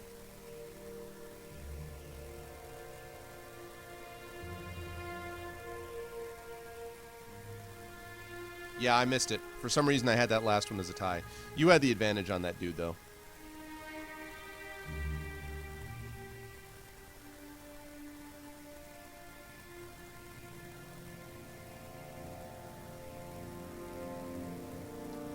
House wins on ties. Yeah, no, not always. Okay, less than your skill score. Yeah, so far so good, man. Keep it up. Don't blow them all now. Okay. You get into a steady rhythm of ducking and jumping, and slowly the pole spins to a halt. You have survived another ordeal. The next test begins immediately. You and the rest are split into 2 groups of 5. You watch the first group of a dwarf, a man-orc, a woman warrior, a barbarian, and a dark-skinned southerner stand silently as a spiked ball and chain is lashed to each of their sword arms, and a small shield is lashed to their other hand. They are then blindfolded in order to commence battle against one another until there is only one left standing. It is a sickening spectacle to watch as the fighters tread warily around the arena, swinging their balls and chains. The dwarf falls first, quickly followed by the warrior woman. In the end, the southerner stands triumphant and his blindfold is removed. He is led away, and then each member of your group is armed in the same way. You can feel your heart pounding in your chest as the order is given to commence combat against the 4 unseen adversaries. Barefoot in the sand, nobody makes a sound. Yeah, that's exactly what the cover of the book looks like. Do you wish to step to your left, or do you wish to step to your right? So...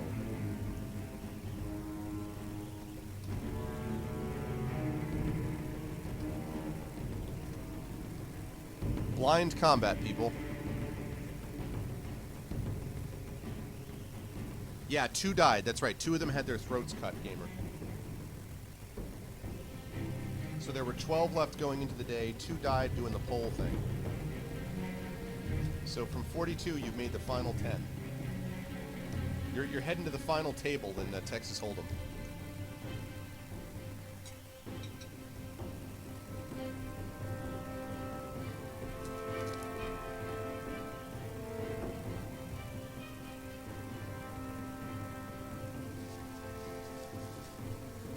It's just a step to the left. And then a step to the right. I know, right, Div?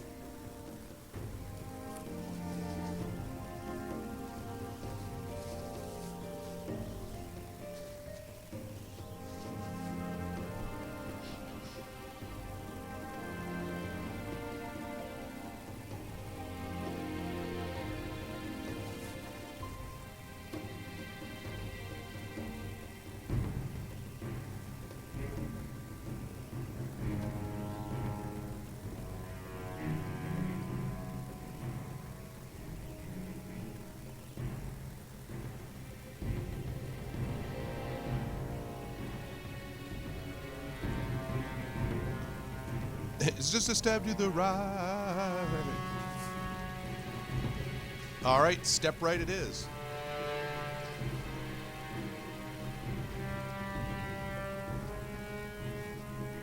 You step slowly to your right and almost immediately hear an agonized cry followed by the dull thud of a body falling to the ground to your left. You walk on without making a sound. A chill runs down your spine when your outstretched shield arm comes into contact with something, but it is only the arena wall. You turn around and walk towards the center of the arena. You must test your luck. Okay, so you have to test your... Yeah, it's Netawin actually did ArvBot, so it's a special, different system. The vote system in chat is still done with the polls, but the ArvBot is the stuff that we use for Fighting Fantasy, and it works really well, I think. We also use the Sorcery Project for some aspects of it. So, test your luck, which means he rolls 2 dice. If it's equal to or less than luck, then you're lucky. If it's above it, you're unlucky. But, of course, in this case, there's nothing you could possibly lose to. So, either way, you go down a point of luck, whether you're lucky or unlucky. Okay, so you are lucky. Unknown to you, there is a body lying in the sand directly in your path, and you are fortunate not to trip over as you pass by. You decide to stand still for a moment and listen. You hear the whooshing sound of a ball and chain being whirled through the air directly in front of you. Will you stand your ground and swing your own ball and chain, step back, or lie down in the sand and trip up the person who is advancing? So...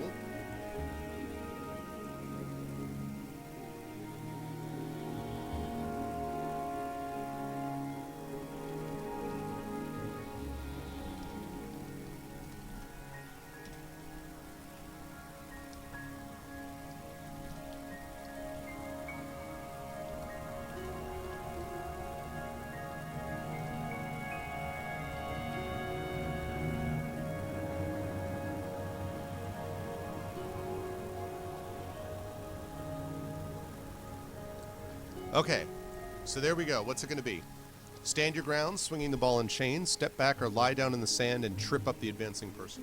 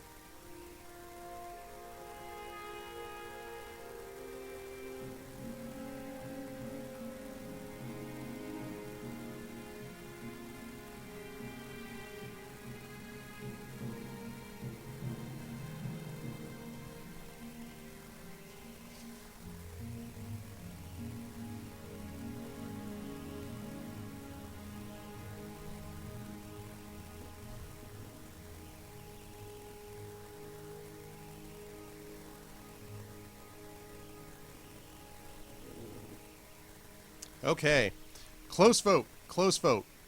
But stand your ground, swing the ball and chain it is. Okay. Lego, please test your luck.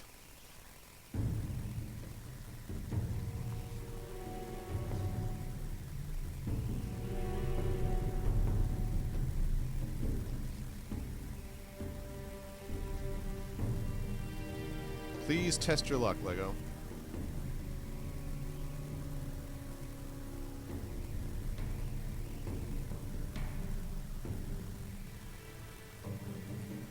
Oh, stabby McFighter Ginger.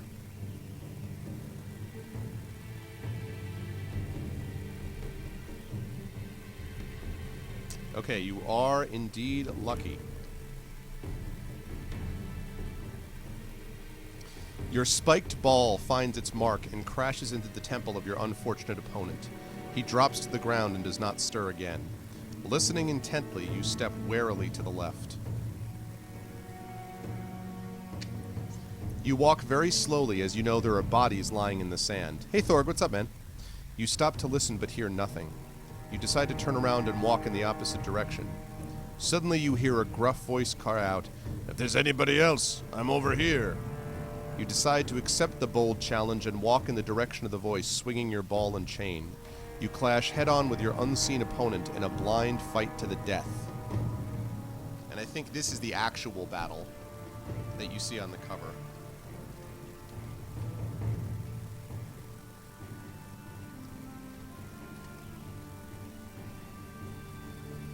Yep, that's right. What's up, Lurk? How you doing, man?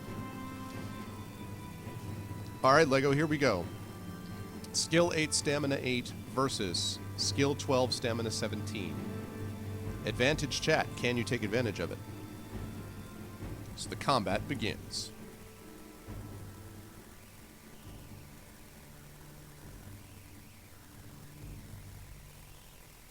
Yep. Okay, so that's a 20, so he needs a 12 to tie. He gets the opposite. Okay. Great success.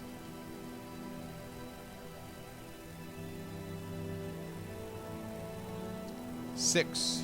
You get a 9. Hit him again. Each time, just brutal technique. Thunk, thunk, thunk. You're the guy looking at the guy with the flail. You are neither the dead guy on the ground nor the guy with the flail. He gets a 4. You thunk him again. Thunk. You're the guy looking at the guy with the flail. And a 10. Let's see. A 6. 18. Okay, that actually ties. So, sting. And then a 9. That's not going to be enough to do it. And down he goes. Down it goes into his side. A cheer goes up as your opponent drops to the ground. You hear guards enter the arena, and soon your blindfold is removed and your weapons are untied from your wrists. You are led away to your cell, realizing that only the Southerner stands between you and victory. That night you are well fed and your wounds are bandaged. Add 4 stamina points. In the morning, the familiar ritual of being led into the arena is repeated, but this time you are made to stand face to face with the Southerner. And let me show you that picture. As it's you versus the Southerner for all the marbles.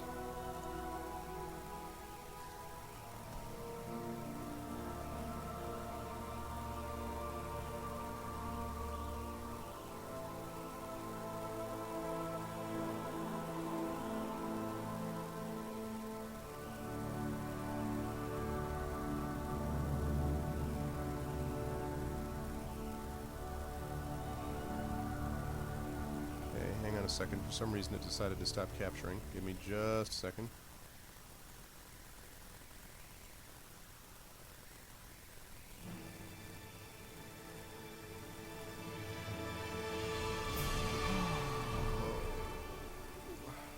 Game. Why? Joking.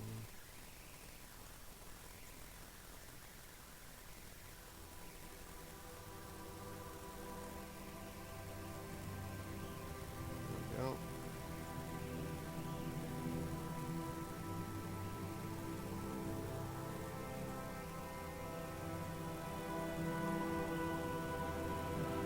There we go. Sorry about that.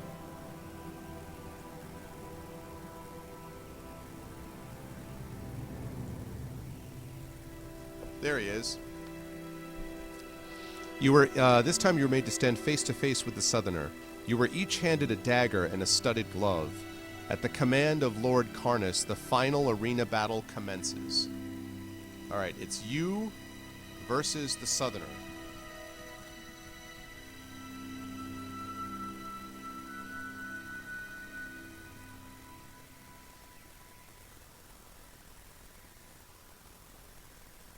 All right, Lego. Skill 10, Stamina 10 versus Skill 12, Stamina 19. Fight!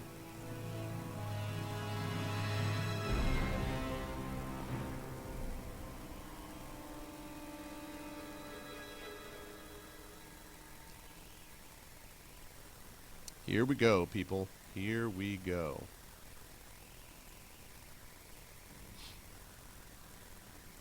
Wow. Strong out of the gate. All right, he gets hit for 2. Okay. 7, so he needs a 9 to tie, 10 to beat. He gets a 9. Sting. No harm, no foul, though. 7 again, same deal. This time, though, let's see. He gets a 7, but he gets a 10, so that means that you actually get hit by him the one time. Then a 9. 3, certainly doesn't do it that time. Another 7. My God, with the 7s, you're really living up to the Lego name. He gets a 10 again. There are a lot of 7s. A lot of 7s I see. A 4 hits you again. Easterner is like, poosh. He's like, this with the knife, poosh with the arm, poosh with the knife, poosh with the arm. Then an 8. That hits him. Down to 4. Okay. 6. He gets a 2, so you hit him there.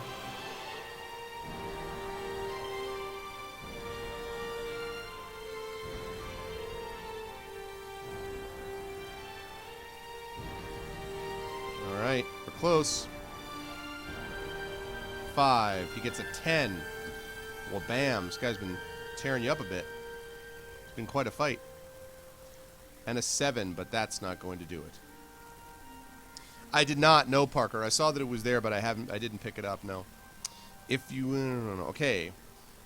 As the Southerner drops to his knees, clutching his stomach, he manages to utter a few words with his dying breath. Good luck in the dungeon, stranger. But if you get a chance to be alone with Karnas, remember those of us who died in his arena. The Southerner grimaces with pain and falls silent.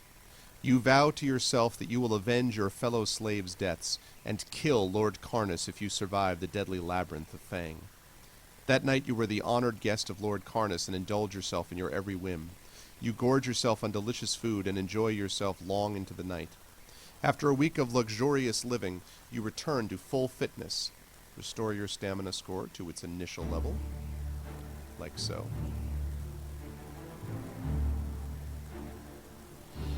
Then, locked in chains, you set sail with Lord... I don't know how far south. It's a good question. Then, locked in chains, you set sail with Lord Karnas and 30 of his guards. And 10 days later arrive in Fang, the venue for the annual Trial of Champions. The town is swarming with people intrigued by the trial and eager to celebrate. However, there is no time for you to enjoy the hospitality of Baron Succumvit, as it is late in the evening of... Oh my god! Oh my god, guys! The date here, check this out. It is late in the evening of the 30th of April. This book says it's set in the evening of April 30th. And on the East Coast, it just turned over to May 1st. It's an omen. It's an omen, man. This is an omen. That is crazy. And the trial begins at dawn the next day. You spend the night in a tavern under the watchful eyes of the guards, and at dawn are led to the entrance of the deadly labyrinth. It is supported by ornately carved stone pillars depicting demons, deities, and writhing serpents. It is You see Baron Succumvit shaking the hands of the other contestants. A Chaos Champion wearing dark spiked armor. It's true, Demon Blade. The numbers do not lie. An Eastern Warlord in full Battern costume, an Elven Prince, and a Dwarf Noble. This year, the prize has attracted illustrious contenders. Yeah, that's right. It's May 1st, so it literally starts May 1st, and it's May 1st right now on the East Coast. That's amazing. You take your place alongside them and are then asked to draw a bamboo stick from the hand of the Baron. The number 2 is etched on the stick. You are to enter the dungeon second, after the dwarf. To the cheers of the exultant onlookers, you pass between the pillars, armed only with a magnificent sword given to you by Lord Karnas.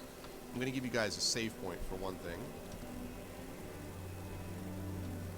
And you guys get a sword.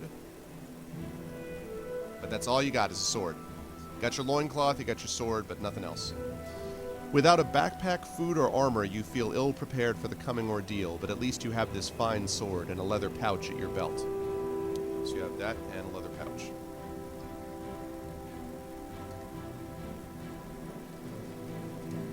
I know, right? The sound of the crowd quickly dies away as you walk on down the dimly lit tunnel. What horrors lie before you, it is impossible to imagine. But you know that Baron Succumvid has spent the last year modifying his death trap dungeon so that it is now reputedly lethal beyond comprehension. But your desire to avenge the deaths of your fellow slaves makes you determined to succeed. Now, this part, Kilobyte, are you here, Kill? Kilobyte, are you present, sir?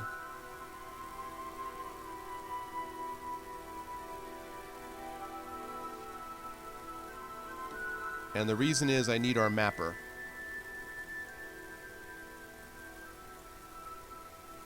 Okay. Kill, are you ready for mapping, sir? Are you ready for the world of mapping?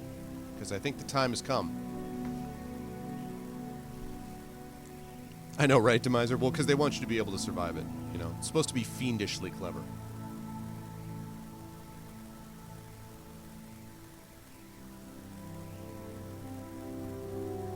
Okay, so here we go. Kilobyte uses a special mapping software to do this, and it's kind of cool. So he's going to link it up repeatedly so people can see it. All right, cool. Thanks, dude. All right, here we go. So you enter the dungeon. The tunnel leads straight ahead for 50 meters, and then you come to a doorway in the left-hand wall with a "Keep Out" sign written on it in dried blood. You hear snatching and scratching and sniffing sounds coming from the other side of the door. Do you wish to draw your sword and open the door, or keep walking down the tunnel?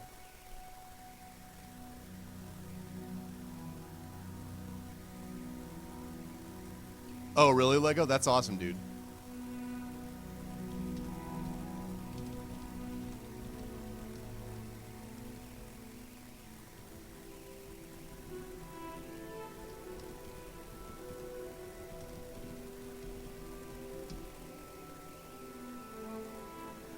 Okay, so draw your sword and open the door, or keep walking down the tunnel.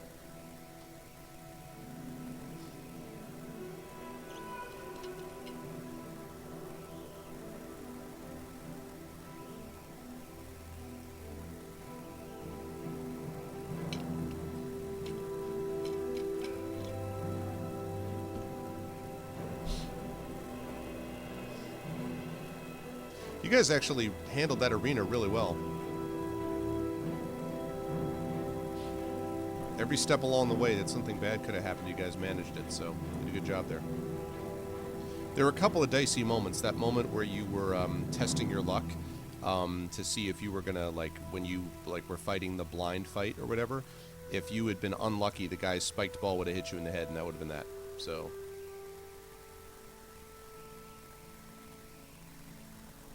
you guys definitely had a little bit of work to do to get that done. And if you guys like what you see in here, by the way, my name is Arvin Eleron, and I am your humble host here. I play all sorts of different games, but I tend to focus on story and narrative-based games. I do these regularly every month as a function of my Patreon, the Fighting Fantasy Gamebooks. We're up to book 21 now so far, and we have won all of them but 2. I think we didn't win House of Hell, and Appointment with Fear, I think we didn't technically win, but every other game book we have won, and it's been a lot of fun, and there's a lot more to go, of course, of these. I also play a regular Dungeons & Dragons campaign. I play D&D with viewers regularly. I do marathon sessions of games regularly, plus dev interviews and stuff like that. And if any or all of that sounds good, please make sure to follow the stream.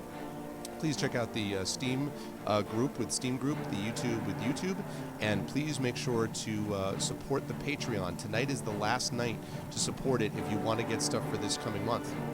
So if you want an epic poem written about you, if you want to get the Patreon newsletter, if you want to have a chance to get one of my band's albums, if you want to be able to get some critiques of your writing, all that cool stuff, tonight is the last night to do it for next month. So please, if you haven't already and would like to and would sub to me normally, now's the time. $5, $10, $15, $20, whatever you're able to do. Not a requirement ever, but always much appreciated if you get the chance to do it. So, and thanks for being here. Okay, so draw your sword and open the door wins. Right. Aha. The door opens easily and you step into a small room. Before you have time to look around, you see this.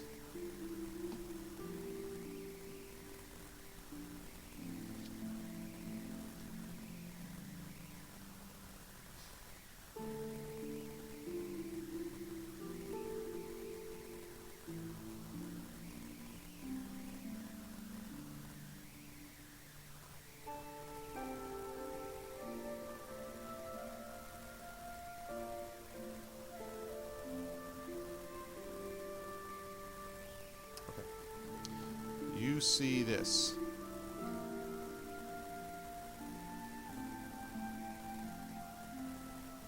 Oh, what? It's going to make me recapture this every time? Bah. Come on, stop trolling me. You can capture it normally.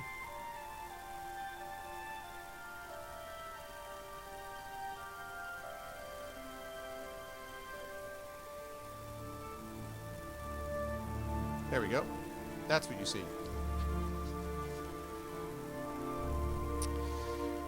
Before you have time to look around, a huge black hellhound leaps at you with flames shooting out from its cavernous mouth. You must fight this savage beast to the death. So it's a hellhound with skill 6, stamina 7. Skill 7, stamina 6. But after each attack round, you roll 1 die, and on a roll of 1 or 2, you must deduct 1 additional stamina point from your score as a result of being burnt by the hellhound's flame. So every round, you're going to be rolling the door twice, rolling choice.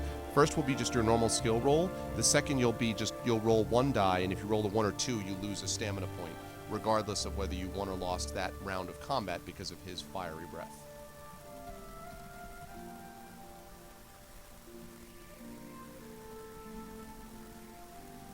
This doggy does not look friendly. This doggy looks rather unfortunate. Alright, so let's do it.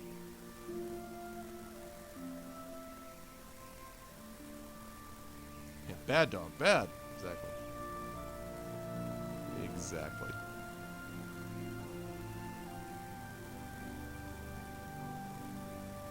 Okay. Alright, we've got a 6, that's an 18. So he loses there. Now go ahead and roll. There you go. This doggy just wants to be hugged. Well, he's about to be hugged by the sword. He's about to be hugged by the sword. Okay, now you need to roll one die, Lego. Just 1 die to see what you roll here. So you rolled 2 dice. Now you have to roll 1 die to see whether his breath hits you. 3, so his breath does not hit you. Okay, and now Kilgore, it goes to my email address. You direct PayPal for the CD to my email address. So the email address that you and I corresponded through, that's the one that you use. And thank you, by the way. I appreciate it, man. Okay, 6. He gets a 9. That's a 16, but that's not enough. Okay, now the single die. We're going to make it tied exactly the Earthbound way. Thanks, man.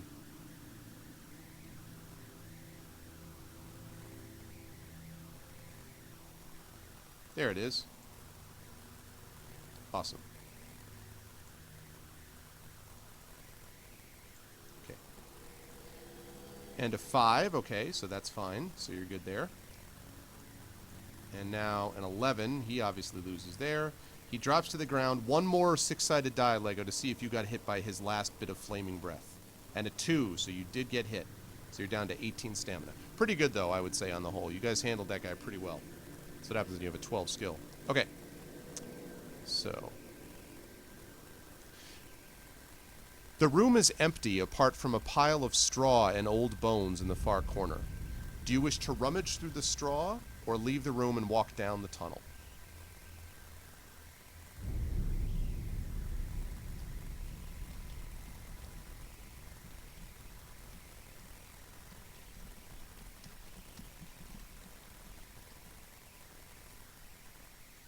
There we go. I'm going to take a look at that map.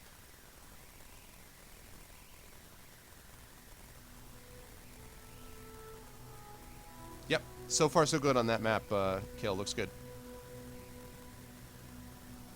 Never turned down a good rummage. Exactly. Oh, rummage. I like to rummage through straw and... You guys have such a good sense at this by now. You're just kind of like, look. You know the RPG code. You always loot the area. I mean, that's the way it goes, you know? So I hope that Hellhound kept his breath to himself when he was lying in a room with a bunch of straw, right? Like, I mean, if the Hellhound, you know, just happens to, like, have a dream, and he sneezes, and all of a sudden the whole straw pile is on fire, I'm just saying.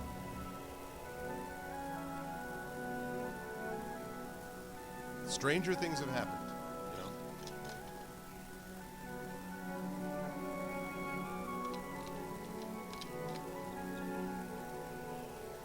Stranger things have happened. Maybe the straw was damp. Yeah, perpetually damp.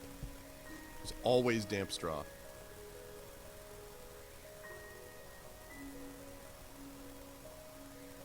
RPG code, rummage but don't touch tridents. Exactly. Okay. So, rummage through the straw.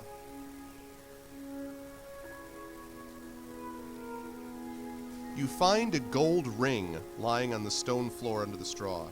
You place it in the leather pouch on your belt and then leave the room to continue along the tunnel. So you find a gold ring.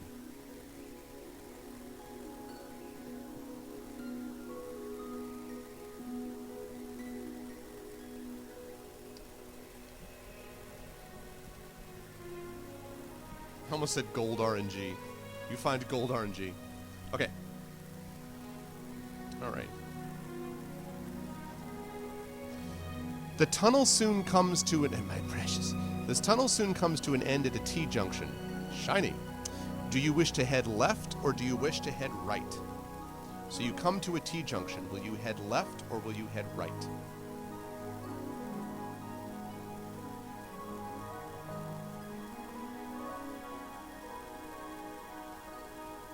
Okay, thanks, Kilgore. Thanks, man. Again, I appreciate it. Thank you, sir. And again, thanks for coming down. That was fun. Next up for me, by the way, after this conference is going to be, I'm going to be down at Three Rivers Comic-Con in Pittsburgh, and I think Trollware is going to be meeting me there. But if anyone is in the Pittsburgh area, this is going to be the third weekend of May, I believe. So it's the 21st, 22nd, something like that. So, 22nd, yeah. So 21st, 22nd. So if anyone is going to be in the area, you can meet me and my daughter. You know, sometime, probably Saturday would be better, on that time if you were in the Pittsburgh area. Hey, Spurious, what's up, man? I hope the dog's other end didn't have flame attack, yeah. One would hope not. I know, congratulations, man. Can I just come to Comic-Con Ottawa? I don't know. Can you get me on panels there? Can you get me on panels on Comic-Con Ottawa? I'm not getting on the bus to Pittsburgh. Yes, yes.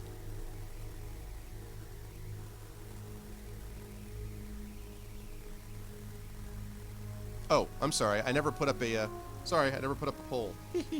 My bad. Let's see. My fault.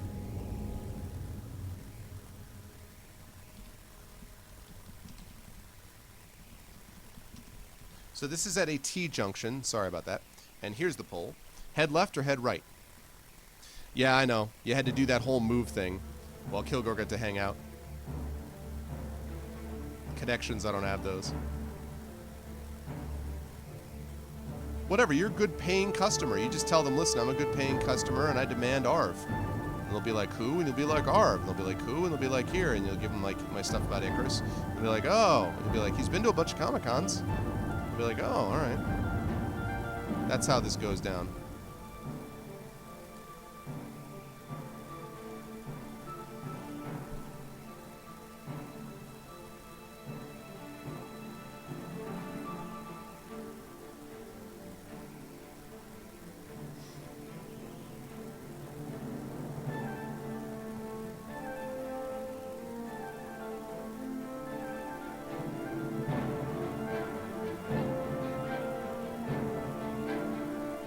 Yeah, oh, that guy. Exactly. I should come to C4 here in Winnipeg, yeah. I've never been to Winnipeg, actually. Never been to Winnipeg, Kill. It's like I say, man, I mean, I'm willing to do these promotional things, but, you know, I need to be brought there. You know what I'm saying?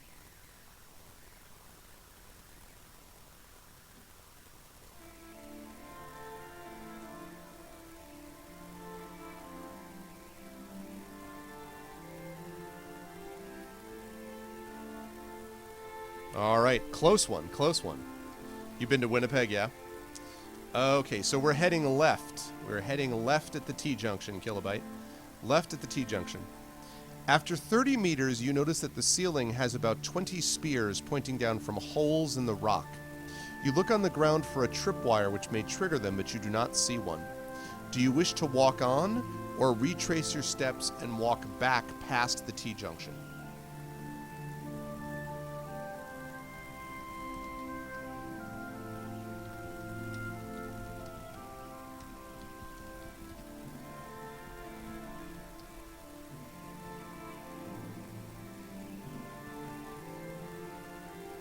There we go. What's it going to be, guys? Oh, really, Shatter? Nothing, nothing, nothing. City!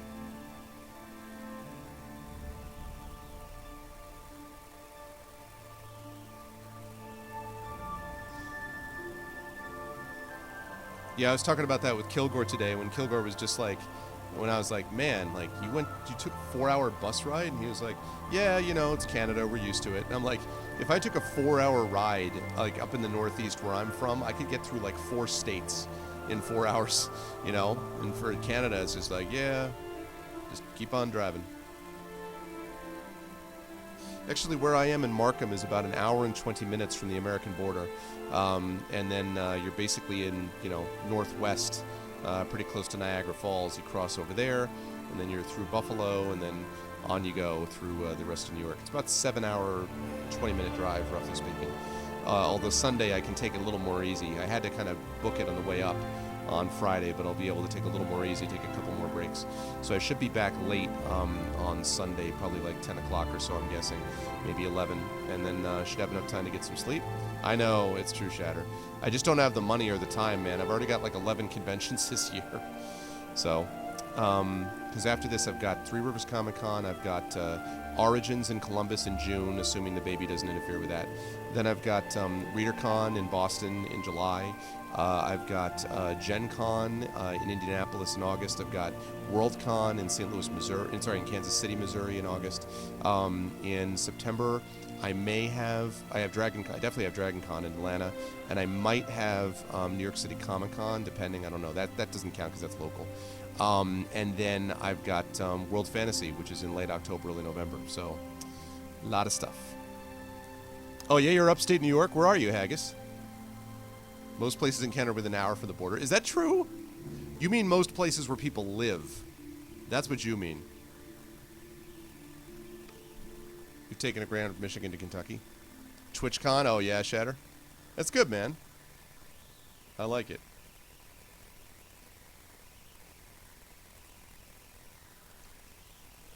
Okay.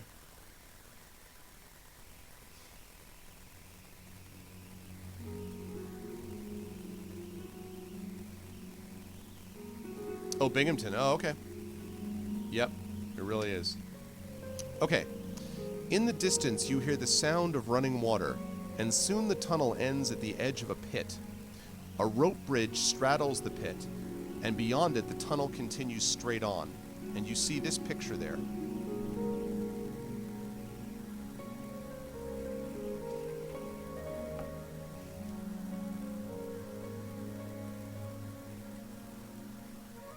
Oops.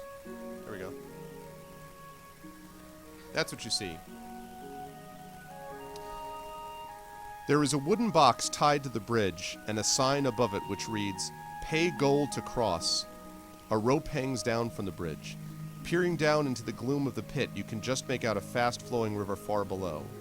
Will you drop a gold object into the box and walk across the bridge without paying, or climb down the rope into the pit?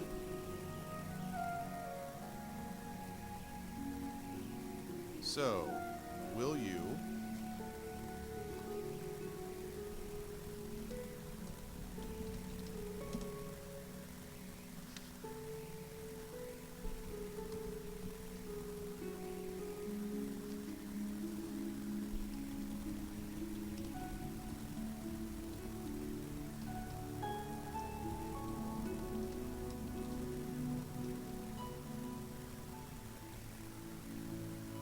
Yeah, seems safe.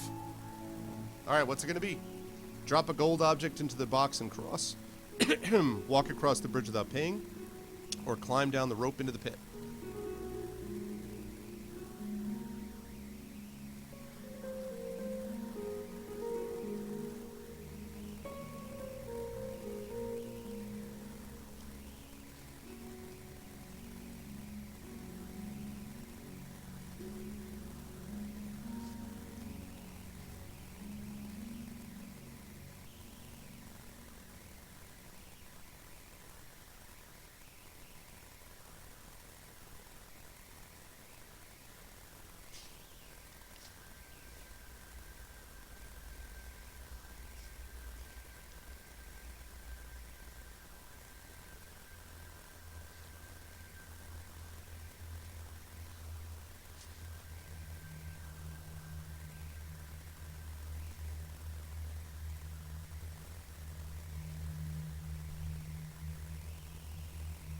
Okay. Answer me these questions 3. Here, the other side, you see. Ooh, this is that music for like the this is the decision music. Like,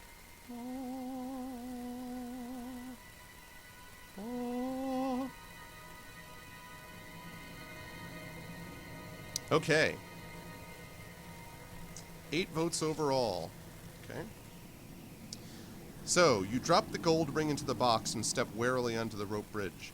It appears to be strong enough to bear your weight, and you hurry across it unchallenged. The tunnel eventually comes to a dead end.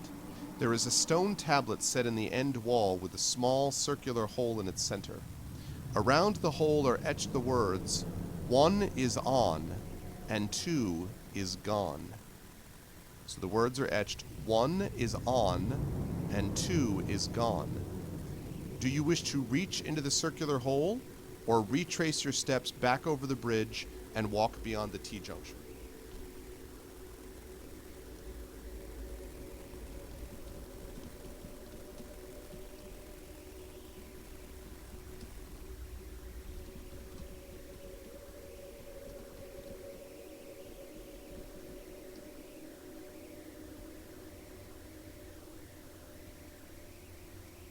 Alright, what's it going to be?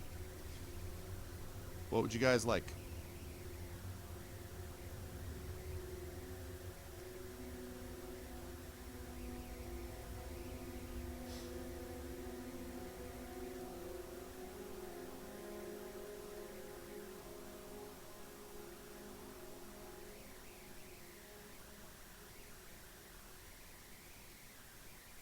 Yeah, looks totally safe. Hey, what's up, Mio? Hello, Mudmink. What's going on? Good to see you, Mudmink. If you guys have not already done so, you should definitely give Mudmink a follow. Mudmink's a fun streamer. And a nice person. Perhaps a little too, you know, I'm maybe just slightly jealous of her her little break screen image, because her break screen image is this awesome, like, animated stuff. I love my break screen image, don't get me wrong. But her little animated thing with the cat in the background and all that stuff is pretty badass.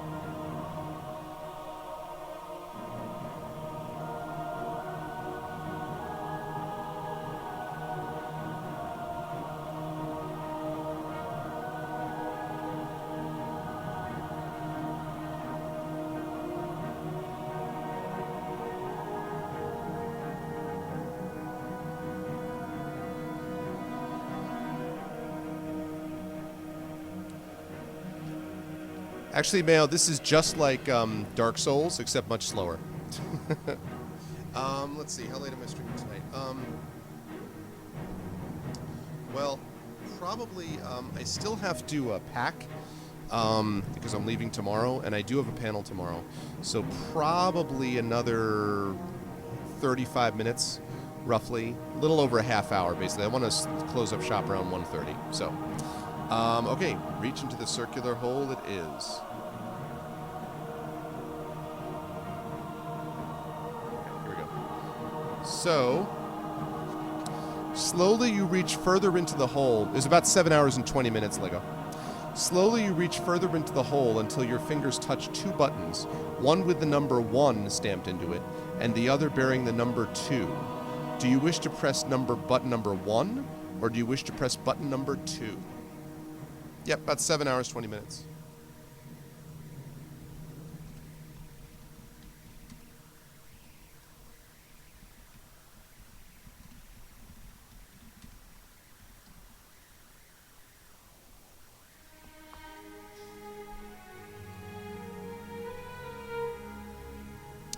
What did the etching say? Ah, the etching said 1 is on and 2 is gone. The etching said 1 is on and 2 is gone. That's what the etching said. Well, thank God we got some stable internet at last, once I was able to use the wired connection. So, if I had seen that wired connection, I would have started by using that. I just didn't notice it at first. But many times I've streamed using the wireless with Artbox, because not all rooms have a wired connection.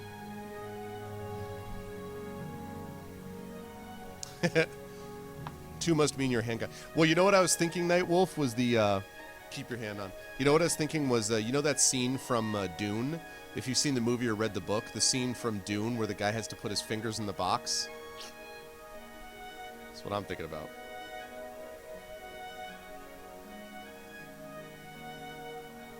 Vote 2 because Rebel.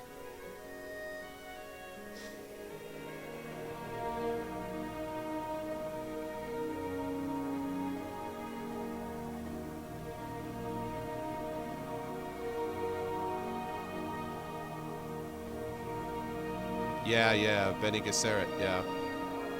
It's pretty cool. You know, Dune is a better movie than people give it credit for, and the book is good. It's not a fast read, Dune, but it's kind of an important book. Okay, so route number 1. All right, good night, Peach Dancer. Thank you so much for stopping by, Peach Dancer. Thank you very much. I was glad you were able to join us, and hopefully we'll see you here again. Thanks, Peach. Sleep well. Okay. Button number 1. There is no 2. Okay.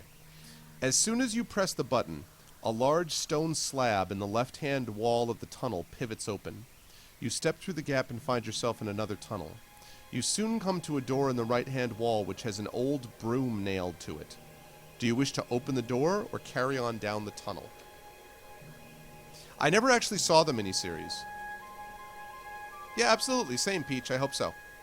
I hope so. I hope to see you again as well.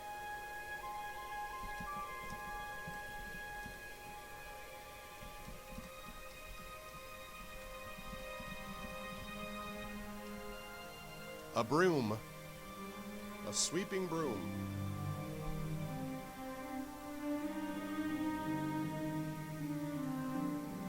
There is indeed a broom.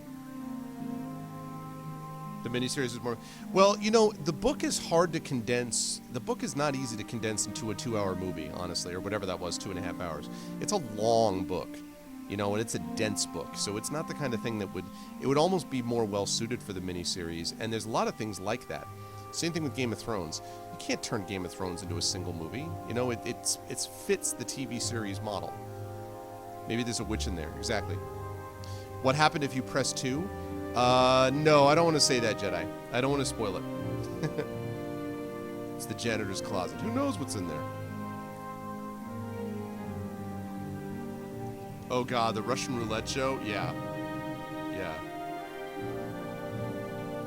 The miniseries does not have Patrick Stewart and Sting. It also doesn't have the bizarre shield. You know, the weird, like, strange, like, angular shield, that the little personal shields they have that, like, Patrick Stewart puts on, like, you must fight well. No. Sorry, Jedi. Sorry. Magician never shows his tricks, right? Oh, there's a director's cut of the Dune movie, really? But it must have been a long-ass director's cut, though, Elias, right? I mean, that movie version's got to be 4 hours, you know? Okay. 1 with 5 votes out of 7 overall. Okay. You see a mystical Roomba. No. As soon as you open the door, you are met by a blast of warm air. For a second, you think it is a trap until you see this.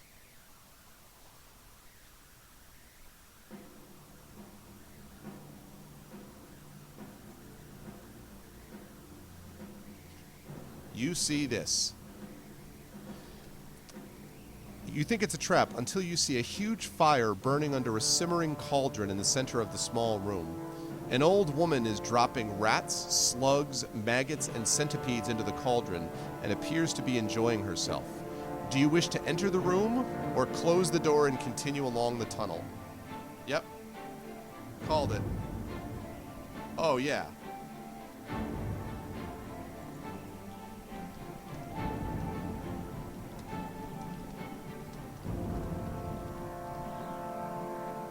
Totally called it. Predictable. I don't know. Maybe she's a friendly witch. If this were Mao, she would leap. If this were Mao, she would jump into the room and she would slaughter the witch. She'd like roll around her and Dark Souls it up and like stab her multiple times and backstab her in the back. And then like the witch would fall over and then Mao would get like one pathetic like maggot soul. And then she'd be like, oh, guys, I felt like I had to do that. Was that a bad thing? And then she'd, like, run out, and then she'd, like, you know. That's the Dark Souls effect.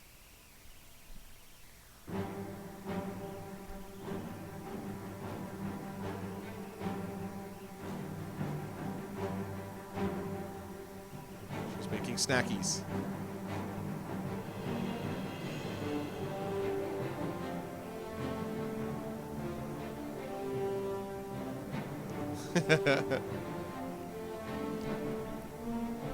I'm telling you, man, if you get into, you know, like, her kettle has eyes in her mouth. Oh my god, it does, yeah. If you have, like, you know, it's like if you're a hammer, everything looks like a nail. If you're a Dark Souls player, everything looks like dodge, roll, backstab, dodge, roll, backstab, you know. Her kiddo's just really excited. I can't decide which choice to make. Maybe you need to haggle about it, Shatter. Ha ha! Oh, man. Okay.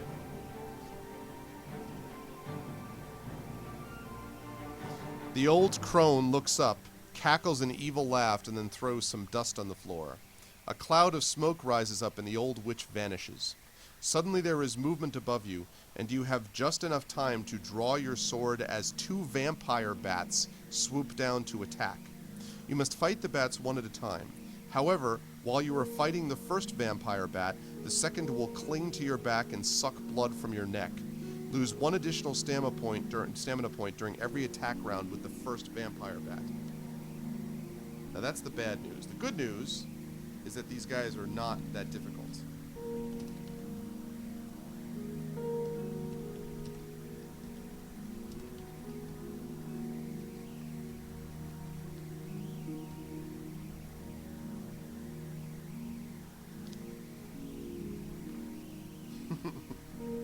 I love people in chat who blame other people in chat. It happens all the time. It's so funny. Good job, chat. By which I mean me. You need to get Nightwolf. You need to get one of those bumper stickers. It's like, don't blame me. I voted to close the door.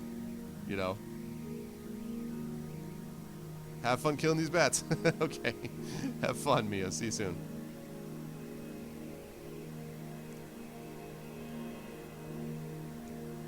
Okay. This is what you get for messing with witches. All right, Lego, here you go. Don't blame me. I voted for the gold ring. Okay. So, here we go.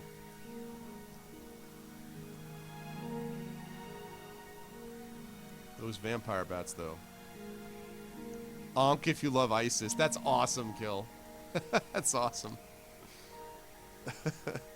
Good stuff. I love it. Story would suck without this fight. Are you telling me you're not a fang of this fight, Uncle Elias? This battle bites, right? Is that what you're saying? Okay, so 7, 12. You obviously defeat it. I mean, you hit it the first time, but you lose a stamina point from the other bat. 4. That's a 16. Still is not able to beat it. You lose another stamina point. It wasn't my fault. I trusted them. What?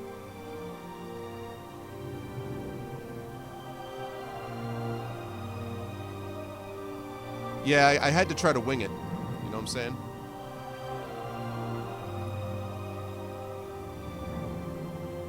Okay, we need one more roll here, Lego, for this final, see if we can take out this vampire bat. 6. Okay, it's got a 9. But an 18 is not going to get it done, so it dies. And you lose 1 more point for the vampire bat. Okay, now you grab the vampire bat and throw it off your neck. Oh, very nice, very nice.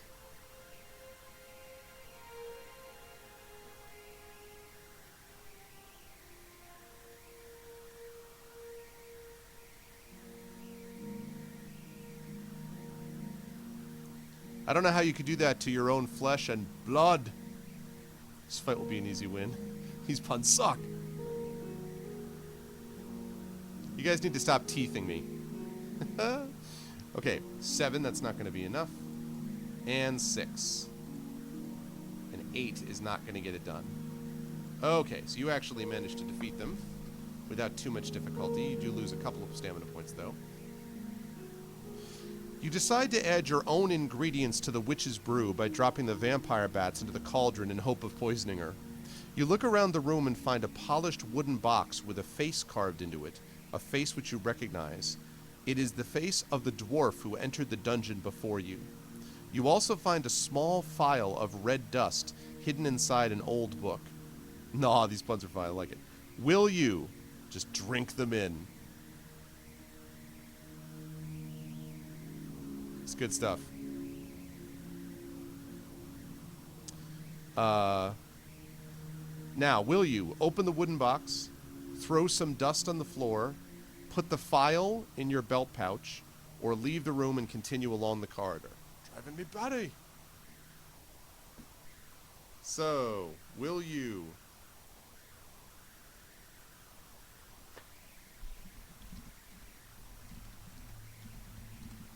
Open the wooden box.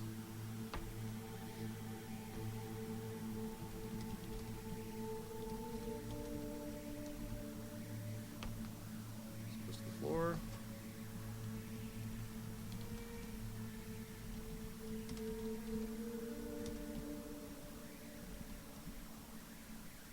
Or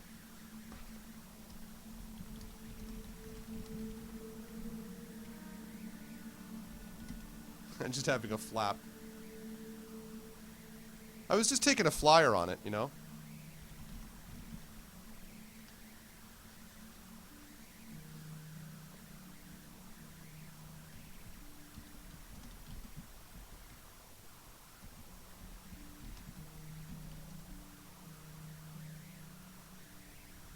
Hold on a second. Alright. Here we go. Open the wooden box, throw some dust on the floor, put the phial in your belt pouch, or leave the room and continue along the corridor. What's it going to be?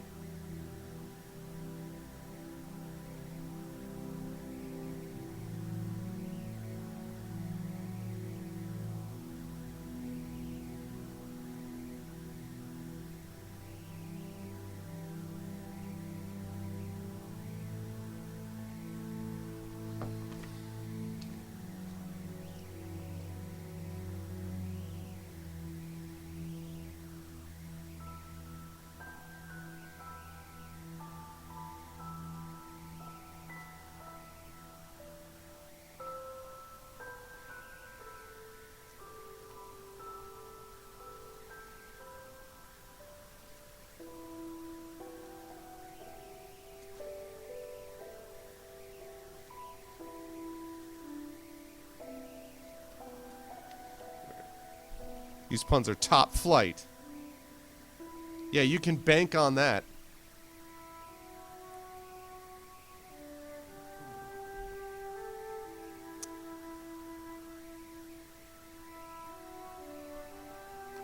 Invisible people.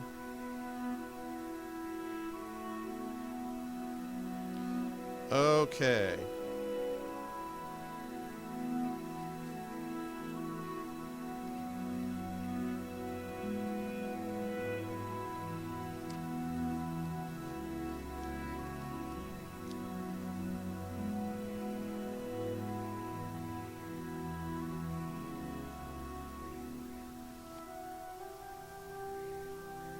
Okay. So, put the phial in your belt pouch. There is nothing else of interest in the room, and despite your hunger, you refrain from helping yourself to a bowl of the bubbling brew.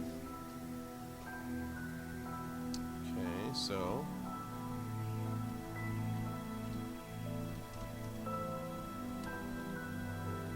the gold ring is gone, because you used it up already. We're dusting the floor for footprints, exactly. Okay, do you now wish to open the wooden box, or leave the room and continue along the corridor? This is the box that has the face of the dwarf on it.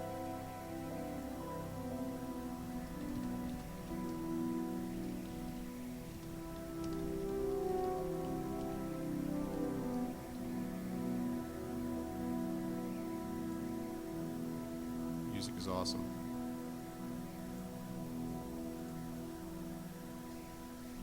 Oh, yeah.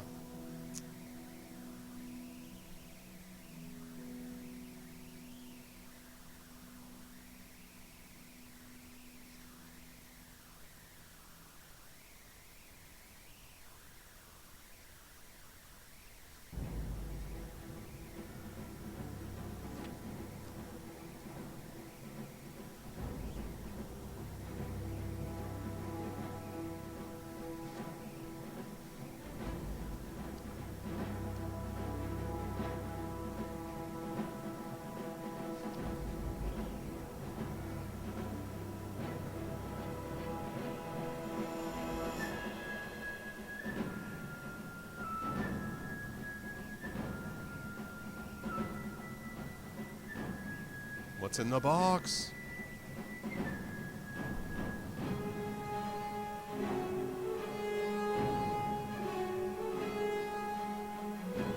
Well, you better hope it's not Pandora. It didn't work out too well for her. Pandora's box did not work out too well for her, unfortunately.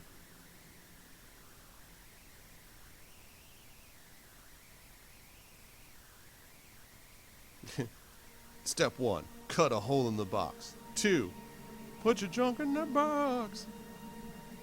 Oh, God. Special treat in a box. I have to give Justin Timberlake credit for always being willing to show up with that stuff. Okay. Alright, open the box it is. As soon as you open the box, your whole body seems to stretch as though you were being sucked through a keyhole. You are consumed by terror when you realize you were in a black void. You can feel nothing around you. Wall, ceiling, or floor. You were a prisoner in the trapping box, and the dwarf who had opened the box earlier is now free. Your face is now shown carved on the lid of the box, and you cannot escape unless some other foolish person opens the box. Test your luck, Lego.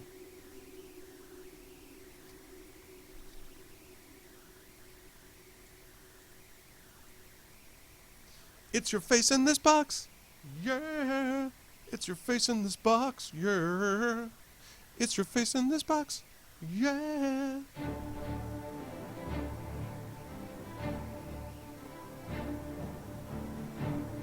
Okay.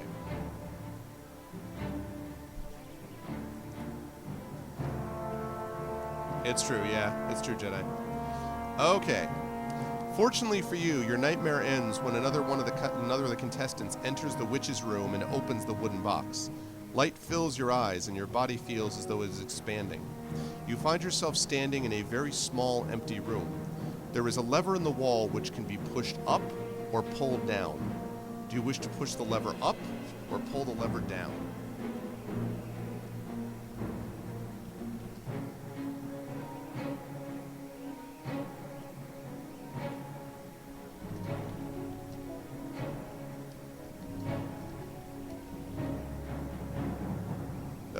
Depends, I guess. Could be.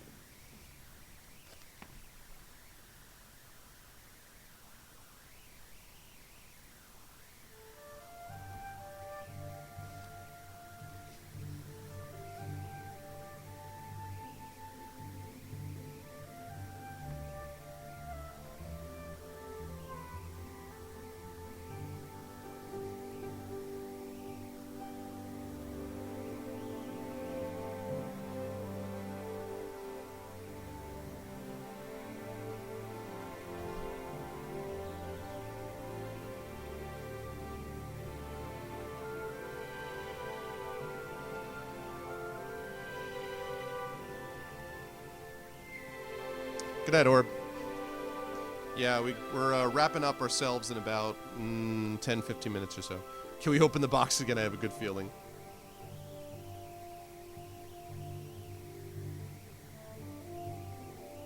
I hear that.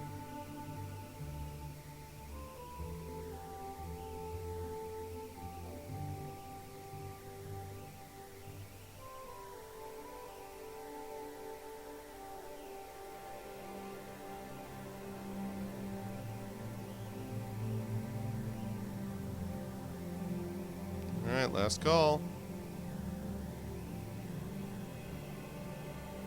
Okay. Push the lever up. Let's see.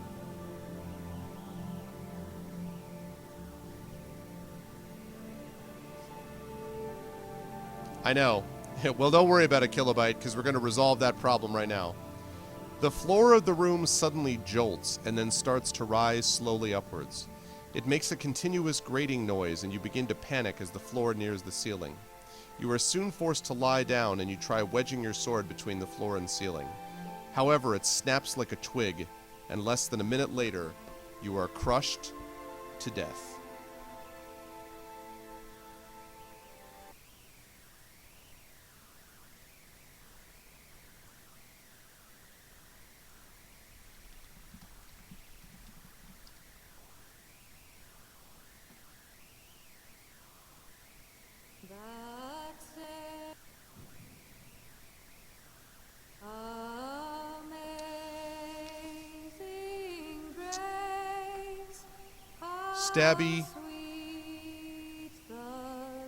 Stabby, McFighter Ginger.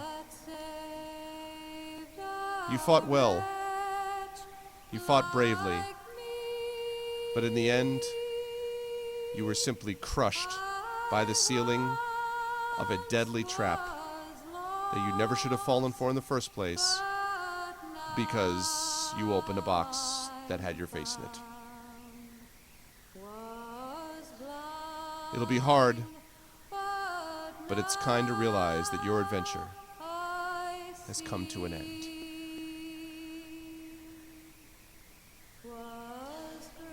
And in this life, we will be forced to carry on through day after gray day, when only Stabby McFighter Ginger could have given us what we desired.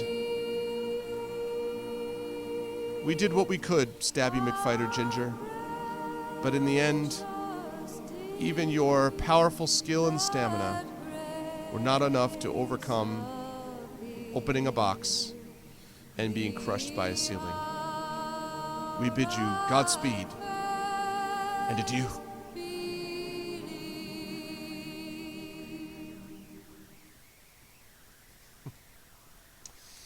Well, damn it. Dark Souls. Stabby fought the good fight. Alright, your first death, people. Your first death of this book.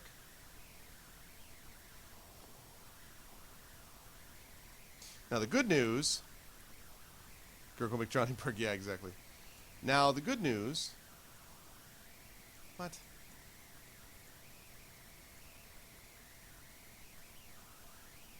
Come on.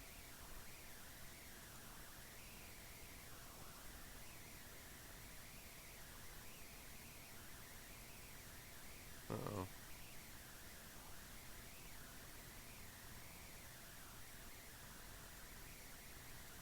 Suddenly this won't play. Why won't you play?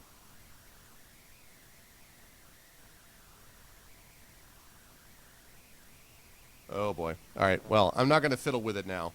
Yeah, time to hit the reload button, exactly. I'm not going to fiddle with it now. So, alright. So we're going to go quiet on the music for the rest of the night. Want to name that boat Floated McNosink. No, it'll be impossible to find our lost souls. Okay. So, back we go to the save point, which I believe was the start. Let's see. The save point that I had set for you guys was basically right after. So I'm going to give you guys the save point right after you defeated the Hellhound, because I don't think you guys need to go back to that one. So, so here we are, people. And I'll give you this last, got about 10 minutes left here. So, Kill, this is back at the T-junction. The T-junction where you could head left or right. This is the T-junction where you could head left or right. You now do not have the Phial of Red Dust, but you do have the gold ring. So you've got the gold ring, but not the Phial of Red Dust. Okay? And let's see. And you got back up to 19 stamina. Actually, no. Sorry, you lost 1. Lose 1 point? No. You had just the 19 stamina. Okay. Okay, folks. So here we go. So, The tunnel comes to an end at a T-junction. You can either head left or you can head right. You can get with this or you can get with that. You can get with this or you can get with that. You can get with this or you can get with that. You can get with this because this is where it's at.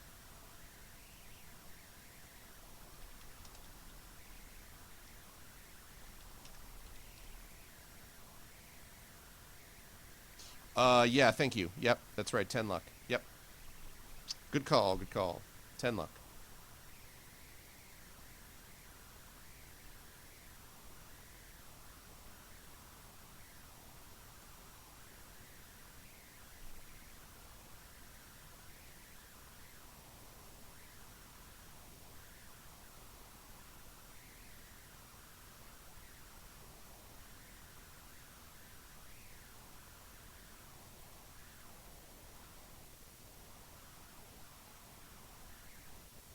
Vote bracelet.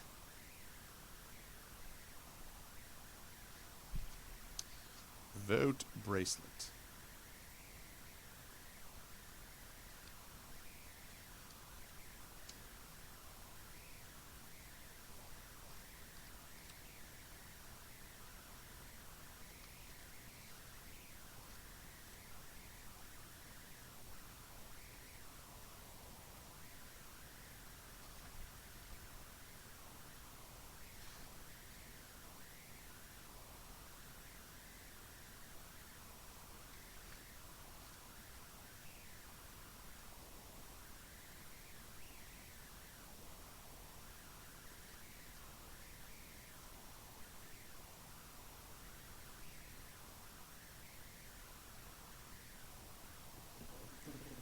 Okay. Homeward bone. Okay, head left. All right, left it is. Okay. After 30 meters, you notice that the ceiling has about 20 spears pointing down from holes in the rock. You look on the ground for a tripwire which may trigger them, but do not see one. Do you wish to walk on, carefully avoiding the spears in the ceiling, or would you rather retrace your steps and walk back past the T-junction?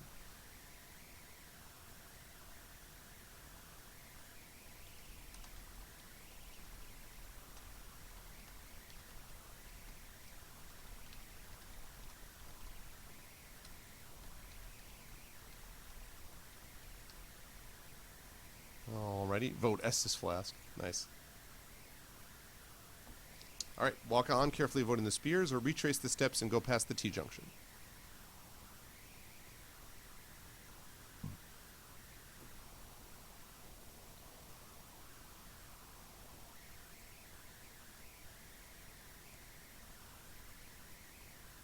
YOLO! But Demon, as has been proven by the fact that we're still talking, it's obviously not true that YOLO. Apparently it's YALT. You only live twice. Or YALM. You only live multiple times. Remember to bring our spear repellent, right? Exactly.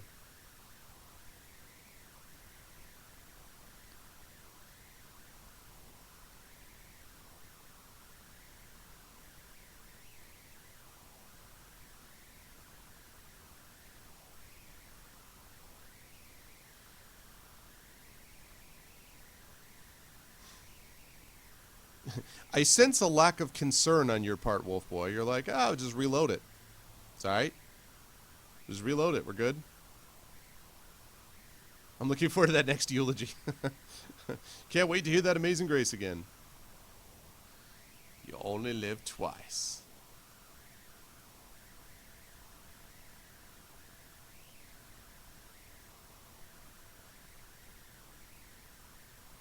Okay.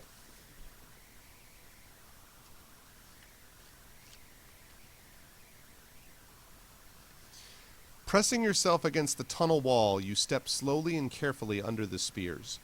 You are soon beyond them and conclude that they must have been placed there as a deterrent. You reach up and are just able to touch the tip of a spear, so you're now on the other side, and you're able to touch the tip of a spear. Do you wish to try to pull, now that you are safely out of the way, do you wish to try to pull a spear out of its recess, or keep walking?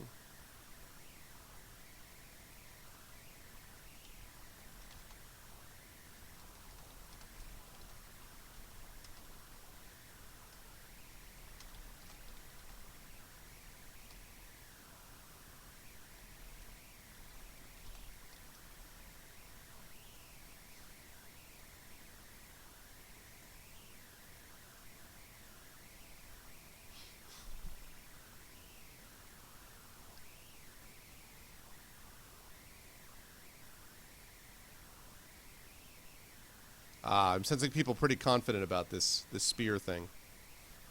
It's all about that spear.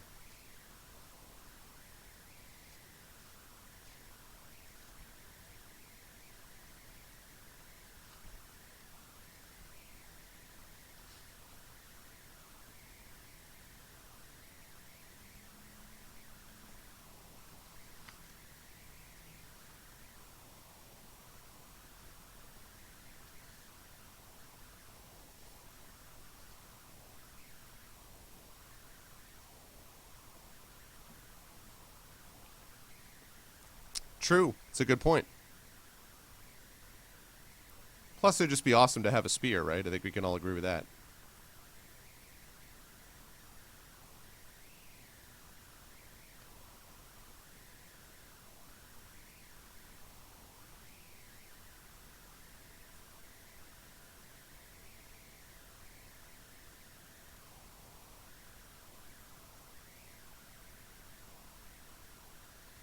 Epic. Yeah, exactly. What if the spear is under voltage? Yeah. It's a good question. Okay. Pull the spear out of its recess. You pull the spear out and directly into yourself and die immediately. No, I'm just kidding. Standing on the tips of your toes, you reach up and grab the spear. One sharp tug loosens it from its fitting, but the others remain lodged in the ceiling. Pleased with the acquisition of this unexpected new weapon, you set off along the tunnel again. All right.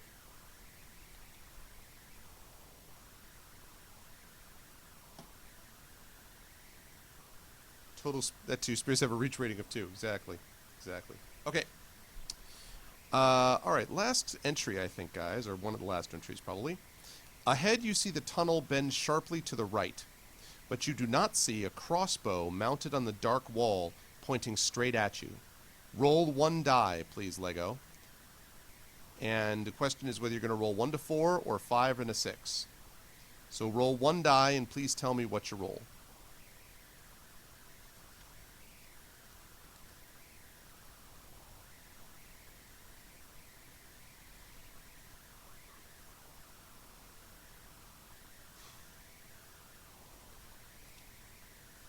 Okay. You step on a flagstone. Stabby McStabby face, right? You step on a flagstone which activates the crossbow. The bolt flies down the narrow tunnel and thuds into your body. Roll 1 die, please, Lego.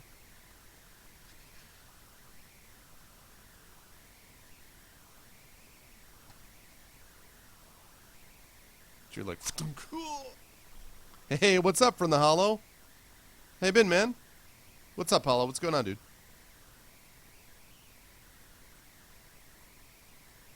What is up? Okay. The impact of the crossbow bolt knocks you backwards. A fierce pain grips your thigh where you see the bolt protruding. Lose 2 stamina points.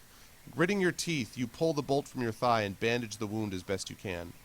Limping painfully, you turn the corner and walk on another 50 meters before coming to a door in the right-hand wall. Do you wish to open the door or keep on walking?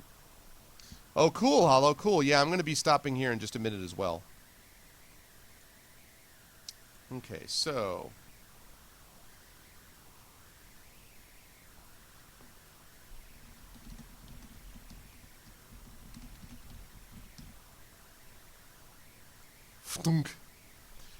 You used to be a Death Trap Dungeon adventurer, and then you took a crossbow bolt to the thigh.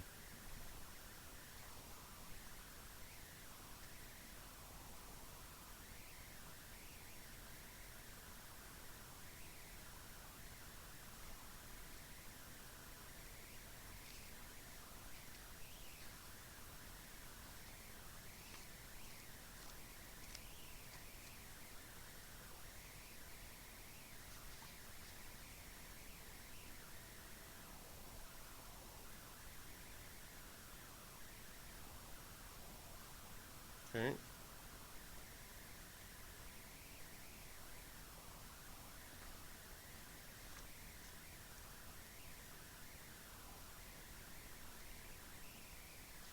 Better than taking it to the groin. Yes. Yes, I would argue that taking it to the groin would be pretty freaking bad. Yes. Agreed. Agreed. Totally agreed.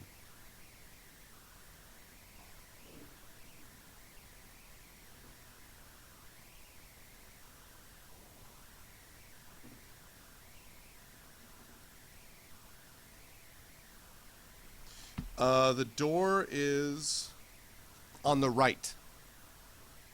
You should blame the die. It's on the right, Kilobyte, as you're walking down the tunnel.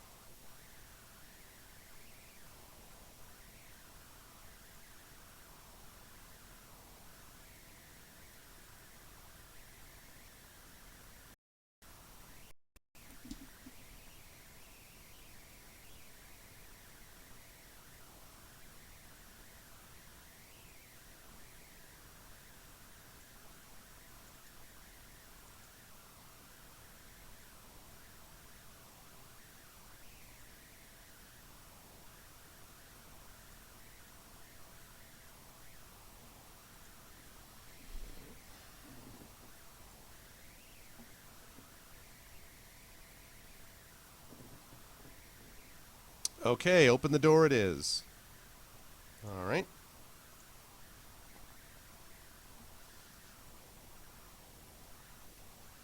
No, we took a crossbow bolt to the Adam's apple, exactly. Okay. The door opens into a room which is empty except for a large bowl of exotic-looking fruit standing on a marble plinth. Do you wish to eat some of the fruit, or would you rather leave the room and continue up the tunnel?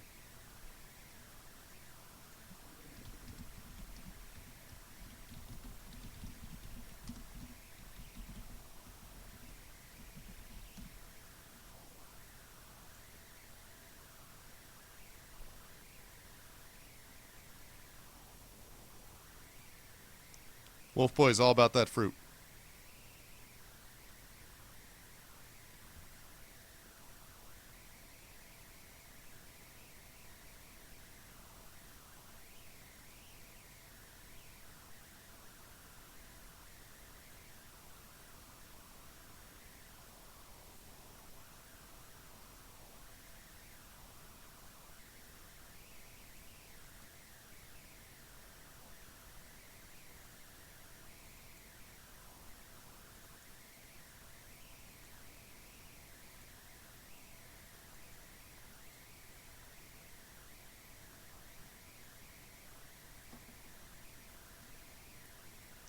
I don't trust fruits or witches are involved.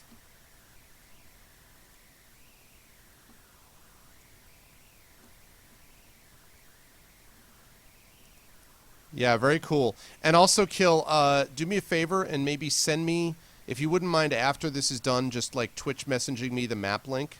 That would be lovely if you could do that. We're adventures. We find in dungeons. Yeah, exactly. Yeah, I'm not even going to be able to do a music outro tonight because my audio is so fouled up. I'm pretty sure there's drivers that I needed to restart this computer to install, I'm guessing. So I'm not going to be able to do an audio outro because I just don't want to screw up everything it would take to kind of get this working again. So this would be lovely. Okay, cool. Thank you. Eat fruit. Alrighty. Fruit it is. You die instantly. No, I'm just kidding. The fruit is delicious and satisfying. Add 2 stamina points. All right. When you have eaten enough, you walk back into the tunnel and continue up it. And that leads us to entry number 20. And I think it is entry number 20, folks, where we are going to wrap up for the evening at entry number 20. And I would say that you guys are in actually reasonable shape with Stabby McFighter Ginger. Sometimes fruit is just fruit. Exactly. All right, folks. So that was good times. That was enjoyable. I hope you guys had fun doing that. I apologize for the tech issues, which I think is a combination of weird hotel internet at first and then just issues with not having, reloaded something as well. But this was a good time. I hope you guys enjoyed it. And, yeah, we're about a third of the way, maybe. Not sure about half, maybe like 35%, something like that through this. But we'll see if we can get this wrapped up on Tuesday. Remember, Tuesday night I'm going to be over at GOG going to be over GOG playing maybe Wasteland 2 or possibly Sherlock Holmes. I haven't decided. That'll be at 7 p.m. Eastern. And then I'll be back over at my regular channel at 10:30. I'll be back home at that point, of course. And we will be continuing with Trial of Champions, seeing if we can wrap it up that night. Then Thursday, try to wrap up Earthbound. And don't forget about ARVCon on late that month as well. Fruit was rotten, but had a glamour on to make it look fresh. Nice, nice, nice. So that's what's going on, folks, over the next week or two. If you haven't already done so, please follow the stream. Please support. Please check out the Steam group. Please check out the YouTube, and please, please, please support the Patreon. This is your last night, guys. This is the last chance. So if you want to subscribe, I mean the last chance this month, I should say. So if you've not already done so and you would sub to me, the Patreon basically is my sub system until we get partnered. So as a consequence, if you guys are able to do so, please support the stream by joining the Patreon and by supporting it there. Never required, but always appreciated, and definitely helps with a lot of the stuff that we're doing with the channel. So good times tonight. I really appreciate it, and I want to thank everyone who made this possible. We are going to do a raid, by the way. So don't everyone go at once, but I want to say goodbye to everyone first. Thanks to all my wonderful mods. Thank you to Demiser, to Dragon Spear, to Kilobyte, to Lego Freak, Good Rolling Today Lego, to Shattermage, and to Thorg. Thanks so much, all of you guys. Great, the best mods in the business. Thank you to my regulars. Thank you to Apples, to Black Belt Bap, to Blackberry Bear, to Demon X, Blade, to Divinorium, to ECAG, to Elsewin, to Fagwent, to Firesnake, to Hollow, to Game Crasher. Sorry we couldn't get that working, Rob. To Glob Monkey, to Go Henshin, to Grey Dibbick, to Hillness, to Hired Island Sea. I don't think I've seen you in here before, Hired Island Sea. I hope you liked what you saw and heard, and will consider following and supporting the Patreon. Thank you so much, Terma. Thank you, Jedi Knight. Thank you, Kilgore Trout. Thanks to Levas.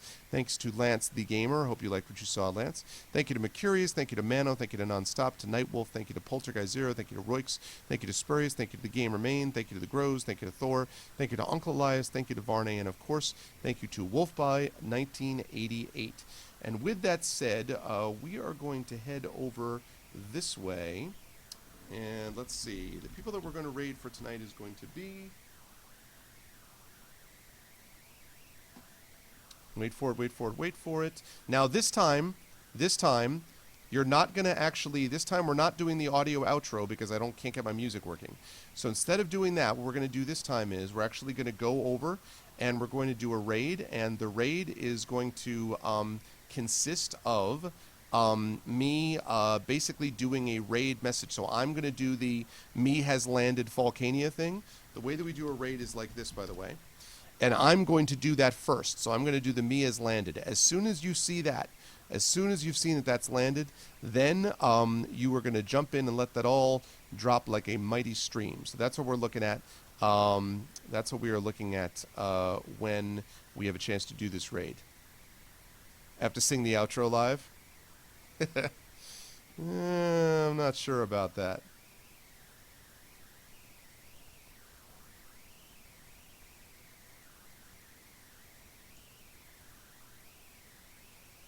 All right. What that's all about. Okay. New raid format. Yeah, just for this particular, just because I can't get my audio working, and I don't, again, I'm going to have to attend to this as soon as I get done with the stream. But so as a consequence, I don't have my outro music. So, so instead, it's just, do you remember when the world was fresh and new, when it all seemed clear to you, when the aim was straight and true, your mind untroubled by the questions in the dark, content to play your part, open pathways to your heart, etc. So, thank you so much, you guys. You are awesome. Love you all, and thanks for sticking with me through the tech stuff today. I'll see all of you wonderful people at 7 p.m. on Tuesday over at GOG for either Wasteland 2 or Sherlock Holmes, then back here on my channel to continue Trial of Champions. Thanks, everybody. See you guys soon. Have a good night. Be good to each other. See you soon.